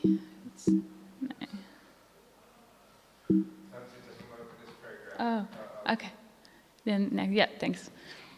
Many of my works involve the global commons, a term typically used to describe international, supranational, and global resource domains. So there's 4 global commons we have, the high seas, the atmosphere, outer space, and Antarctica. And in a way, it's not so much about the rights of nature, but more about the law, you could say. And one work that I created, you could see it as a cornerstone, which involves all of those global commons. It's also present here. You can see it behind the pillar there, and it's all agreements with nature. That's the title, and it's international treaties. And I made them in porcelain, so it looks paper. So if you see them laying there on the pedestal, you might think it's paper, but it's actually porcelain. It's like 0.5 millimeter thick, so in a way very fragile, but porcelain has as well the quality to be very strong. And in that way, I would like to present both of these things, because those laws are quite fragile, but also quite strong. Next, please. From those 4 commons, I choose 4 international treaties. The Convention on the High Seas, which the Convention on the Codification of Rules of International Law Relating to Conduct on the High Seas. It's from the United Nations, from 1958, signed on 1958. And it's stated this part of the law of the sea is about the seas that has no ownership. So it's about the parts of the ocean that are not from anybody, in a way. Then the second is the Convention on Environmental Modification. And this treaty is about how we can deal, for example, with changing the weather. So the cloud seeding, for example, the making of rain. Also signed by the United Nations, or made by the United Nations, and signed by many countries. Then the third one is the Outer Space Treaty. This treaty is about how should we, the principles on going to outer space, how should we deal with objects leaving there, which are flying around, how do we deal with that? And then the fourth one is the Antarctic Treaty, the only one which is not from the United Nations, but it's from the Antarctic Treaty. And this law is about that Antarctica is from nobody, and that only peacefully and scientifically activities can be placed in Antarctica. And for me, those 4 things are very intriguing me, because this is about this is from nobody, but still, in a way, for everybody, and we should all care for this equally. Thanks. So here you can see on this picture some of the treaties laying there, but also what struck me is that most of those commons and treaties are basically about water in different stages. So here I placed also clouds and a picture of the sea and a picture of ice. So it's like the stages of water, vapor, liquid, solid, and also water is moving around. So it's one circle in a way around our world of moving water, ice, and what you have seen in the vapor in the air. And I would like to give some examples of works that is part of those series of works about the global commons. What you see here is stick charts. It's from the Marshall Islands. And these charts, these are used as maps. And in the Marshall Islands, what the navigators could do, they could navigate solely on waves. So it's a very different embodiment than nowadays. We have our GPS and we go around we need technical devices, but back in the days, the Marshallese, they could solely navigate on waves. Of course, they could read the stars, they could use all signs of nature, but sometimes you have only the waves, and they could still go from one to the other island with feeling the waves. And somehow we are lost, I think we lost this embodiment of being so close, so into the nature, you could say. And yeah, these stick charts, they present different things in a way. What you could see on the right below is those shells are islands, and it's not about a representation of a map how we see it, that one shell is maybe at the same distance from the other shell. Doesn't mean that those islands are that close, but it's a different representation. Yes. And in this case, I used this way of those, yes, oh, this is a little bit dark to see. But I use these stick charts for making works. I collaborate with some scientists, but also with some indigenous people from the Marshall Islands. I went there to do research and get to know their ideas about this. So what you see here is hammocks, and those hammocks, they are all connected with each other. So in a way, it's like having the feeling of if three people would lay horizontal in those horizontal hammocks, you would go like normal waves. But if someone else would go in another hammock, it will change. So it is this feeling of embodiment. And that was also how they were getting to learn this navigating. So it was not about vision, it was really about the feeling. And next to that, it's a series of work, what I'm still doing with some scientists and people from the Marshall Islands. This was here in the elektriciteitsfabriek. We built one canoe. Yeah. Here, the finished one. I cannot, we don't have time to go, because I could tell lots about all the small details, and everything has a meaning, has a symbol. But for me, it was very powerful that someone, a canoe builder from the Marshallese, came here to teach me to learn this. And then with this canoe, we will do projects here. Next year in Oeral, we will sail over the Waddenzee with this canoe. Yes. That was the sea part. And now I'm going to the how do you say it? Making the weather part, the weather modification part. This is in China, and what they are doing there on a high scale is changing the weather in a way. So they use cloud seeding. What you see is two cannons, and in those cannons they put real missiles, but those missiles, they are not filled with particles that make like bombs or like springstof, I don't know, like these kind of things, but they're filled with salt, basically, a natrium kind of subject, which is sprayed over the clouds. And if you spray that over the clouds, then in a way it's attracting water vapor, and it makes drops, and then it falls down as rain. So that's the most easy explanation. And I was intrigued by this idea to make that you make rain, but also by the idea that I showed you first this treaty of modification of weather.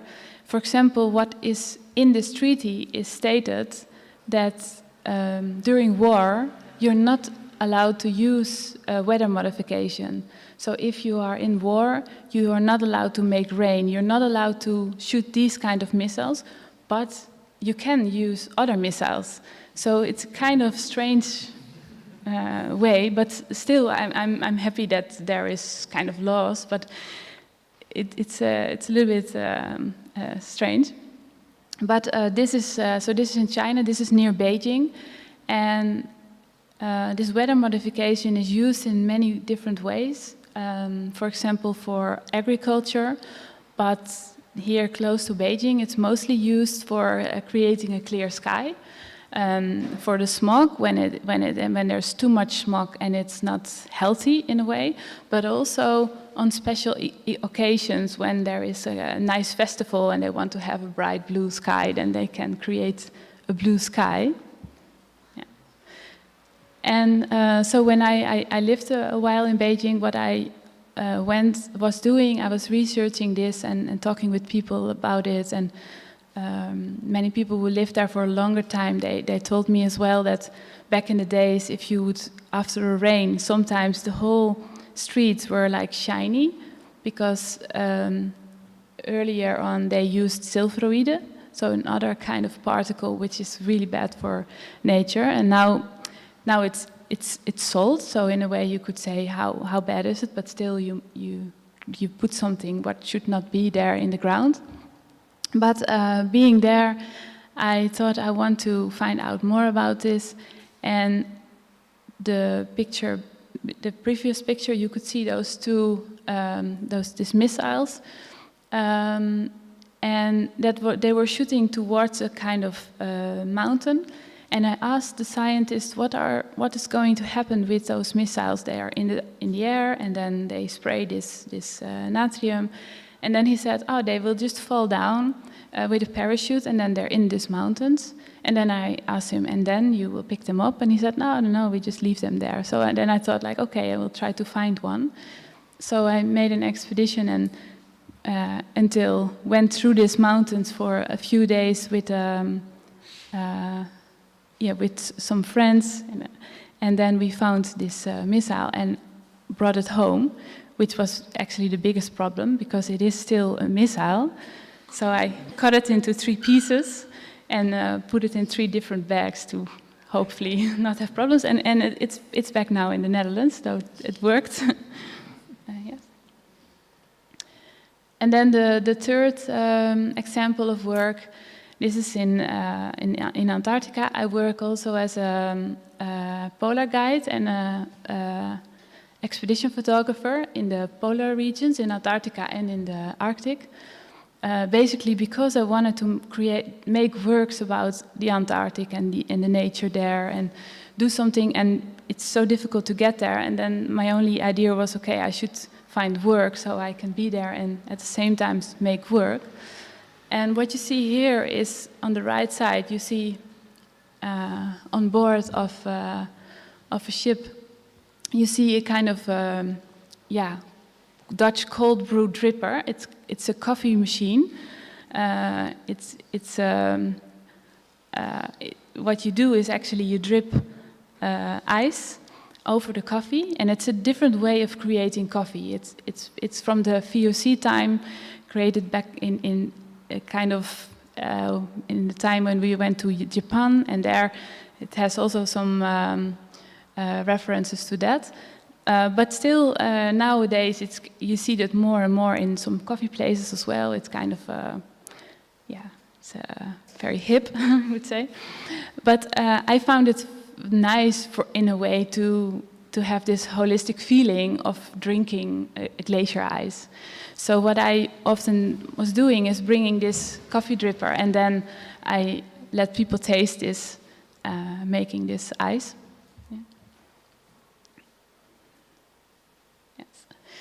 And then a few years ago, I had an exhibition, a solo exhibition, about a series of work about water and these 3 different stages. And then I thought it would be so nice to drink Antarctic coffee. And beside that, I thought it is also nice to show the meaning of the Antarctic Treaty. Because what I really like about this treaty is that you could say that it's the biggest political agreement that works very well until now. So there's many countries signing it. Until now, there's only doing research in Antarctica. In a way, it's very fine. It's very fragile at the other hand, but still it works very nice. Because, for example, if I would like to bring a piece of ice, I cannot do it. So one of the rules on the Antarctic Treaty is you can not take anything and you can also not leave anything behind. So if we are going on land in Antarctica, it means you have to vacuum clean all your pockets, everything. So you should not lose any drop of sand or a seed or anything. But also, you're not allowed to take anything. So even a piece of ice, you're not allowed to bring that.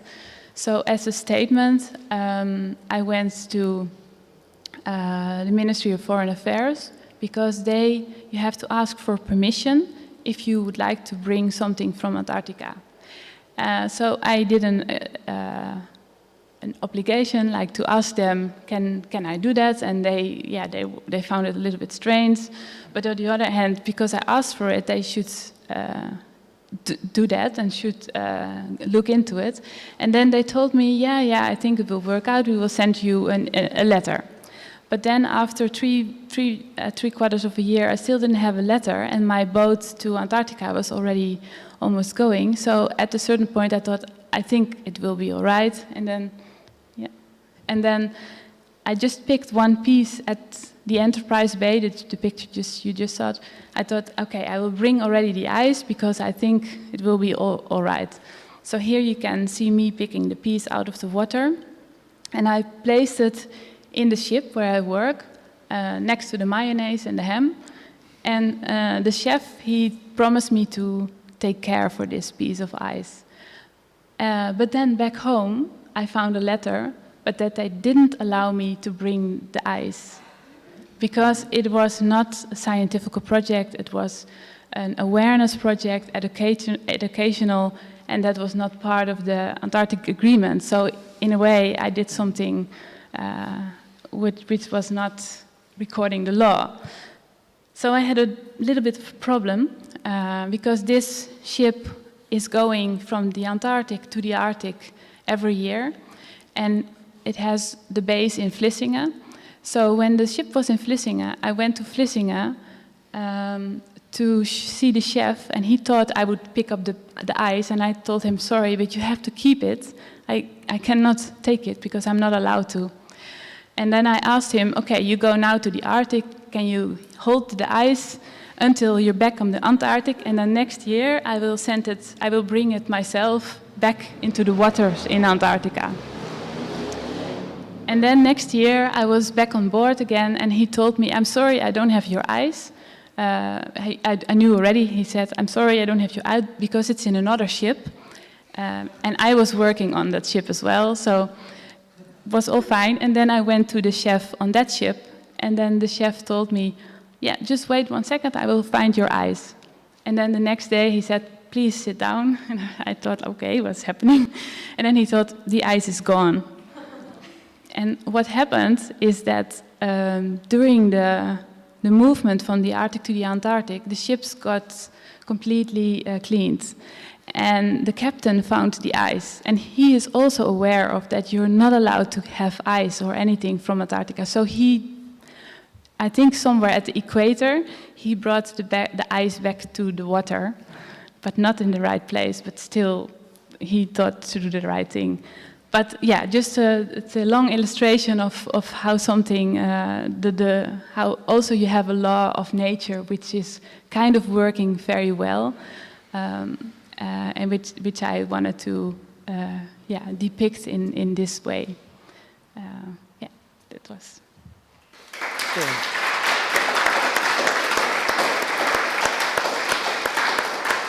So thank you very much, Esther. Very interesting.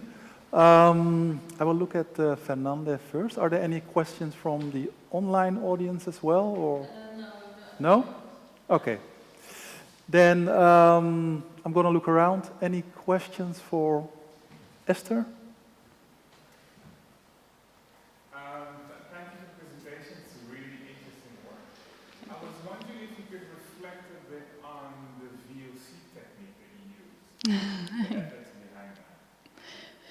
Yeah. So could you repeat the question for the online audience, yeah. please? Yeah. The question. Well, what was your name again? Quincy. The question was from Quincy, and he asked if I could reflect more on the VOC technique of the cold brew dripping coffee. As far as I know, is that back in the days in the VOC time, there was on those ships from the VOC lots of coffee on board, but also it was quite warm. So to have coffee, warm coffee, very quickly, that's not drinkable anymore. So they found out, and also because in those areas, in Japan or Indonesia or wherever they went, it is warm, so people like to drink cold things. And they found out that if you create coffee from, and I don't think they used ice there, but maybe cold water, then there is kind of kind of grease. I don't know the name of that anymore, but that will not be in the coffee, and that means that you can keep the coffee way longer. So it stays good for a longer period. So when I make, every time when I'm going to Antarctica, I make some coffee, and I bring that then, and then it is, good for a few months. So that is, and to be honest, I don't know exactly how it works. Like those machines, I have a very simple one, but you have really, really nice ones of those dripping things. And I think they are created more in Japan, but also in Korea. You can see them, you can find them. And then it is even that the drips from the ice, they make a whole journey through kind of a spiral of glass. And then they say then there is more oxygen inside. But yeah, if you want to know more, you have to Google. I'm sorry. Mm-hmm. I think my question is more thinking through the VOC as a starting point in terms of the story. Yeah. Because I'm thinking on the one hand we're talking about New Zealand, New Zealand, yeah. VOC, the Moluccans in a certain sense, and then this VOC technique presented as neutral seems iffy. Yeah, it was also just, for me, it was not, it didn't start as a project actually. It started just that I find it nice to make this coffee from the ice on board. So in a way it has nothing to do with VOC time, or it was just the approach of using the ice and also doing something with it to drink it. Mm-hmm. So from a colonial perspective, that never... No, that is not part... For me, that was not part of the... but I can understand how that you see it like that, but yeah. Okay. Are there any more questions? And we'll open it up also for the rest of the guest speakers, if you have any additional questions. No, let's go. We haven't heard from you yet, so I saw you raise your hand, so go ahead. Thank you. My name is Miriam, and I wanted to ask about the rights of nature, the different initiatives that you have presented, different speakers. What I was wondering is where the resistance to these initiatives comes from. I know that, for instance, for the eco side, already a comparable proposal was already on the table, I think, decades ago, already, and there were a few countries who last minute, I think it was the Netherlands, France, and it was the UK, or England in this case, who voted against it at the last minute, and then it didn't become this eco-side, it becomes international law. So I wonder who's now resisting the countries of course. Okay. Thank you, Miriam. So Miriam asked if there is any, or did you encounter any resistance regarding the movement to legalize the rights for nature. Anyone in particular who wants to take this question? I think I could, because I've done the research in different countries, how rights of nature have been implemented. And I think a good example would be Ecuador, because Ecuador's economy is built on mining practices. And when the whole idea of Pachamama, Mother Nature, gaining legal rights in Ecuador came into field, the companies resisted. And actually big companies, because mining companies have a lot of money, so there's been a lot of corruption as well and a lot of problems envisaging this whole idea. And I think now the resistance in general in regard to rights of nature would come from the whole establishment of society as well. As Davina explained, our society is built on the fact that nature is property, so how does rights of nature fit into our whole economic system? And then we have companies that are afraid if nature gains rights that there will be lawsuits against them for their practices. Okay, I see another question in the corner over there. Yes? I have a question for any of the first three speakers, and in a sense it builds on the last question. And I wonder to what extent the rights of nature or to nature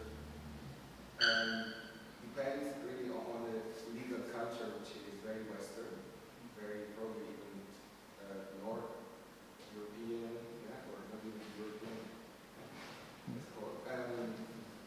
In many countries, in many parts of the world, yes, there are a lot, of course, but a lot of life goes on at the edges of official law or against it, right? So the space for informality in social life is very, very large in certain countries.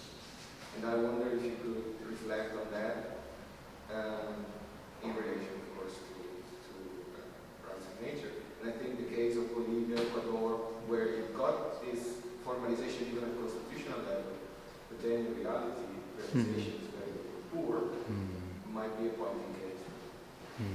Okay, it's a long question. Did you guys get it? Or yeah, but, yes. Okay. To Davina, summarize could you first? summarize it first? Yes. So the question goes into do rights of nature fit within different legal cultures, or do we have to look at different legal cultures? Because there are, for instance, communities in Ecuador and Bolivia who more have the idea, also constitutionalized. So what does that mean for other contexts, or is that the summary in 3 sentences or sort? More or less. Okay. So that is indeed a very interesting question, and also why I referred to my presentation also about whether or not something is culturally appropriate. Because of course rights of nature have developed in different contexts where there is more of a worldview that is connected to living with nature or being part of nature. And there are very interesting examples also, for instance, in the Dutch context, where we see that there's very specific culture or legal culture that is developed also in relation to nature. I mean, such things as the waterschappen or the waterboards are very Dutch, also very connected to nature, but a very Dutch implementation of that. So you can indeed see that in different contexts, different ways of dealing with nature are formalized. And I think that rights of nature are indeed can be seen, I think, as a tool that we indeed have to adapt to different contexts. And we already see, for instance, in countries such as Hungary, has in its constitution that people have obligations towards nature, that it is our community effort that needs to uphold also the balance in nature. But I also think that now in the Netherlands, for instance, the case about Urgenda is also a way of looking at what type of obligations does the state or communities have towards nature. So it's all sort of different formulations and different interpretations on how to deal with nature and using law as a tool, I think. Thank you, Davina. We can take a few more questions before we have to close this session. Go ahead. So my name is Ellie Reniusa, and I have a question to Samuel. I appreciated your presentation, and you, as I understood well, you say nature, as we are part of nature, cannot be kind of quantified in a way, because it's kind of without borders and limits. At the same time, I hear you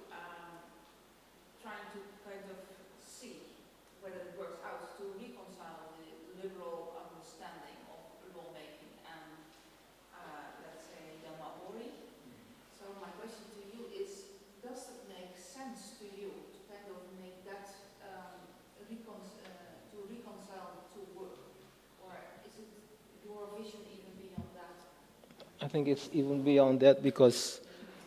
Yes, Samuel, can you repeat the question real short? The way you understand it, yes. The way I see... maybe somebody else can, you can repeat her question because... Yeah, so basically, and correct me if I'm wrong, is that you would like to reconcile, let's say, the two different philosophies? No? Okay, go ahead. Yeah. My understanding of your research is that you try to reconcile, or they try to reconcile, and you're trying to study it, whether it works or not. And I'm just asking your perspective on that effort. Okay.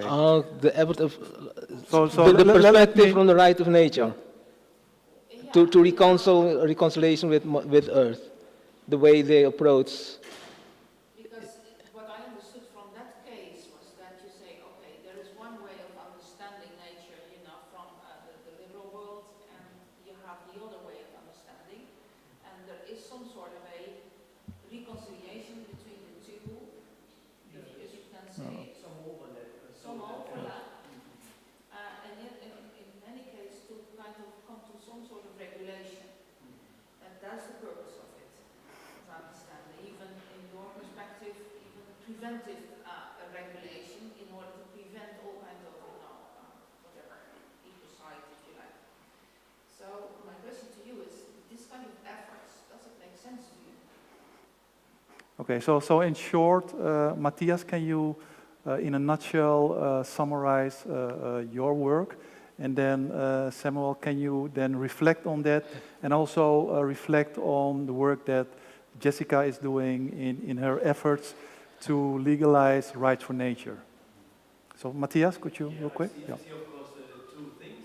One is that I see in the Te-Awa-Tu project, I see this effort to somehow build upon Maori philosophy and somehow an effort to build upon Maori philosophy and try to supplement it with a legal account and institutional account to really, let's say, in New Zealand, where you have the Maori people and the Pakeha people, so the colonizers, in order to make a common effort to protect nature, somehow applying Maori philosophy, but also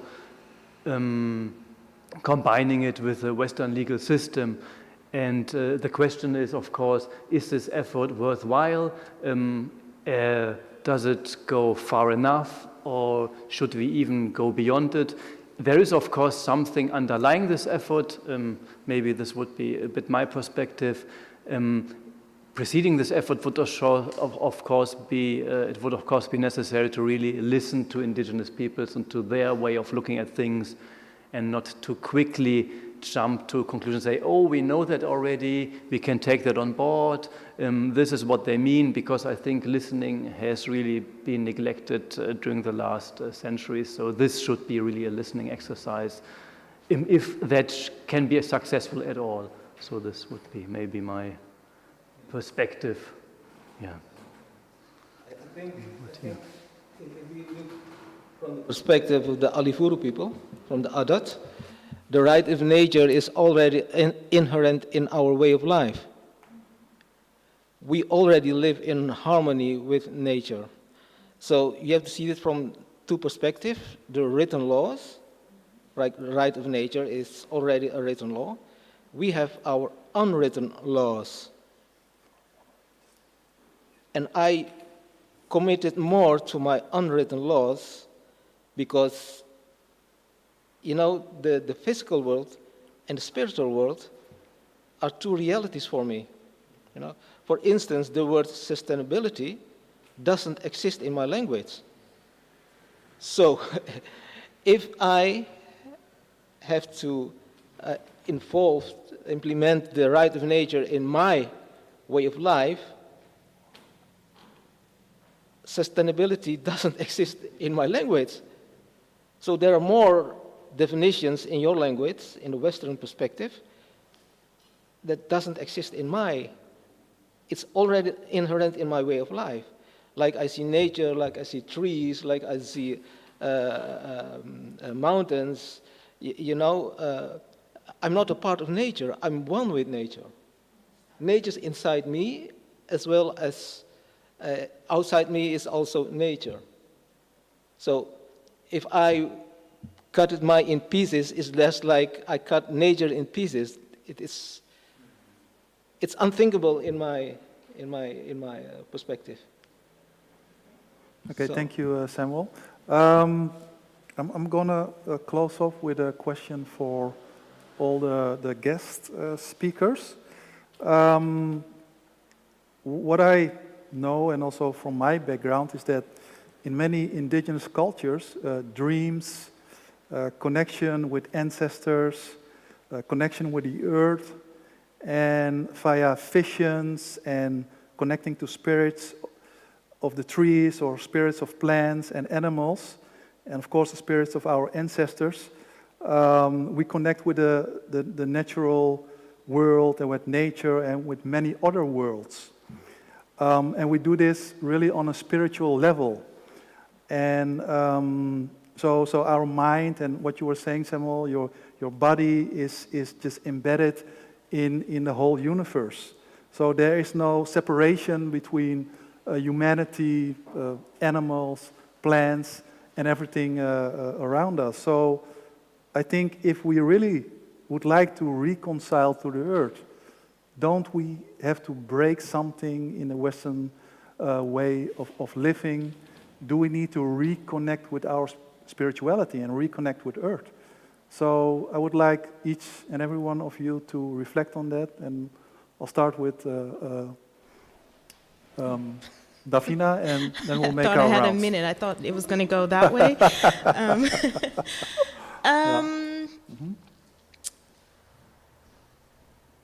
I would think so, but I think it's more an interpretation of what we are rethinking about how we see things, because I think there is room within all different spiritualities or religions to look at nature as closer to us, or as part of us, or as not subservient to us.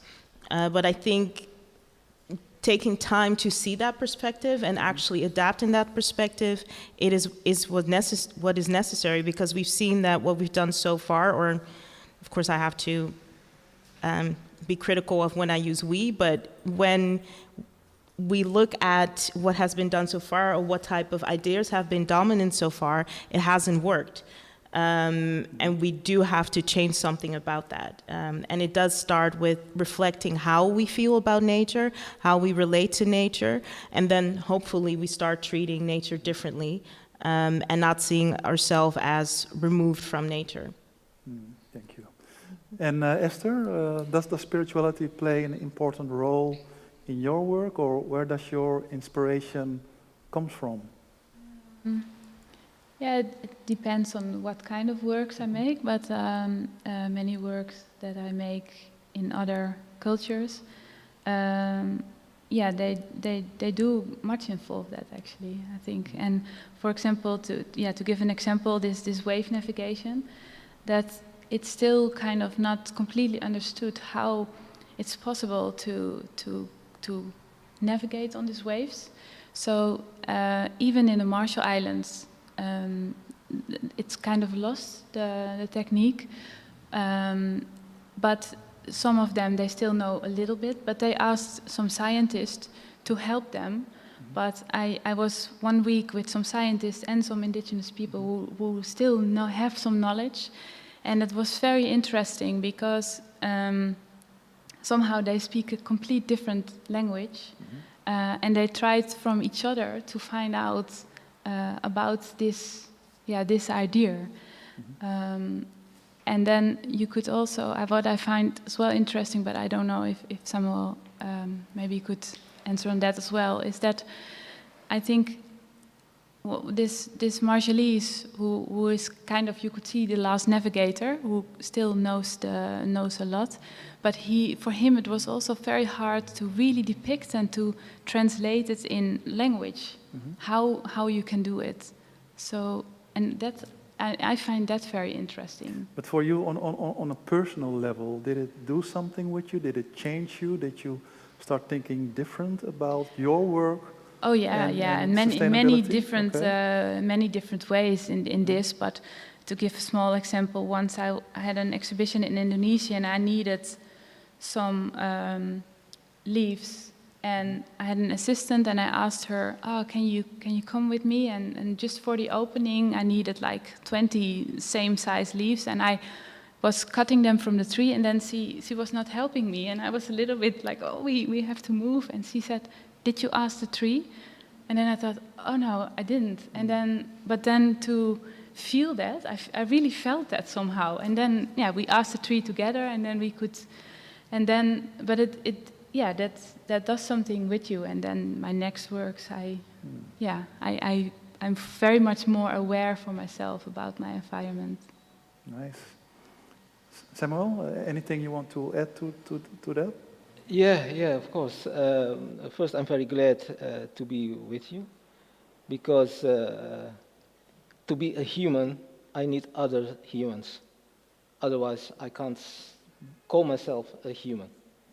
So it's not spirituality, it's not something only for indigenous, but also for people here in the Netherlands or in Europe. Absolutely. Because I'm working together with some indigenous people from the lowlands, for instance, from Friesland.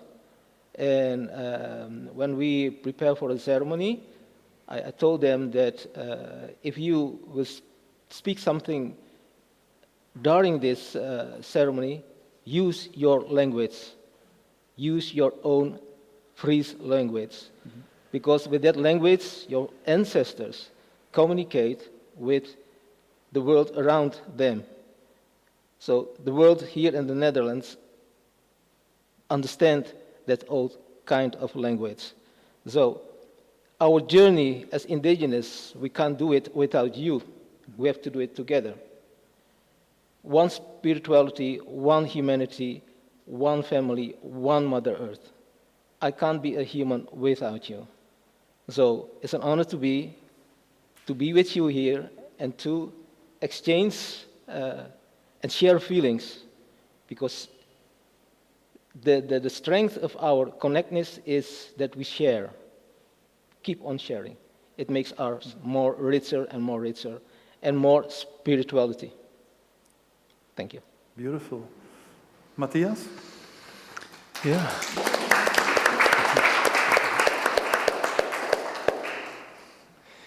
Yeah, thank you very much for this exchange and for thinking together, learning from each other. If I think of an image about how I was affected by my research, then I have to go to a moment before New Zealand. So I spent 2 years with an indigenous people in Mexico with the Ayuk. I lived there in a small village. And I remember that Genaro, one of the people who was also a teacher and a lecturer, he talked about me about the way Western people usually have this inside-outside idea that we have this houses and we keep the insects out and we keep all the little animals out and we really try to take care of that. And so a few months later we had these huge rainfalls, and then I had a tarantula coming into my room and a big toad coming into my room and a little frog hopping into my room, and I just let them inside and looked at what it does with me. And it's possible. I mean, they don't harm you, they don't become aggressive that easily. So yeah, for me it was just interesting, this exercise of seeing, okay, how are my habits, how is my way of life, how are my fears determined by this, by my upbringing, and then to see that other ways are possible. Yeah. Coexistence is possible. Yeah. Thank you, Matthias. And last but not least, Jessica.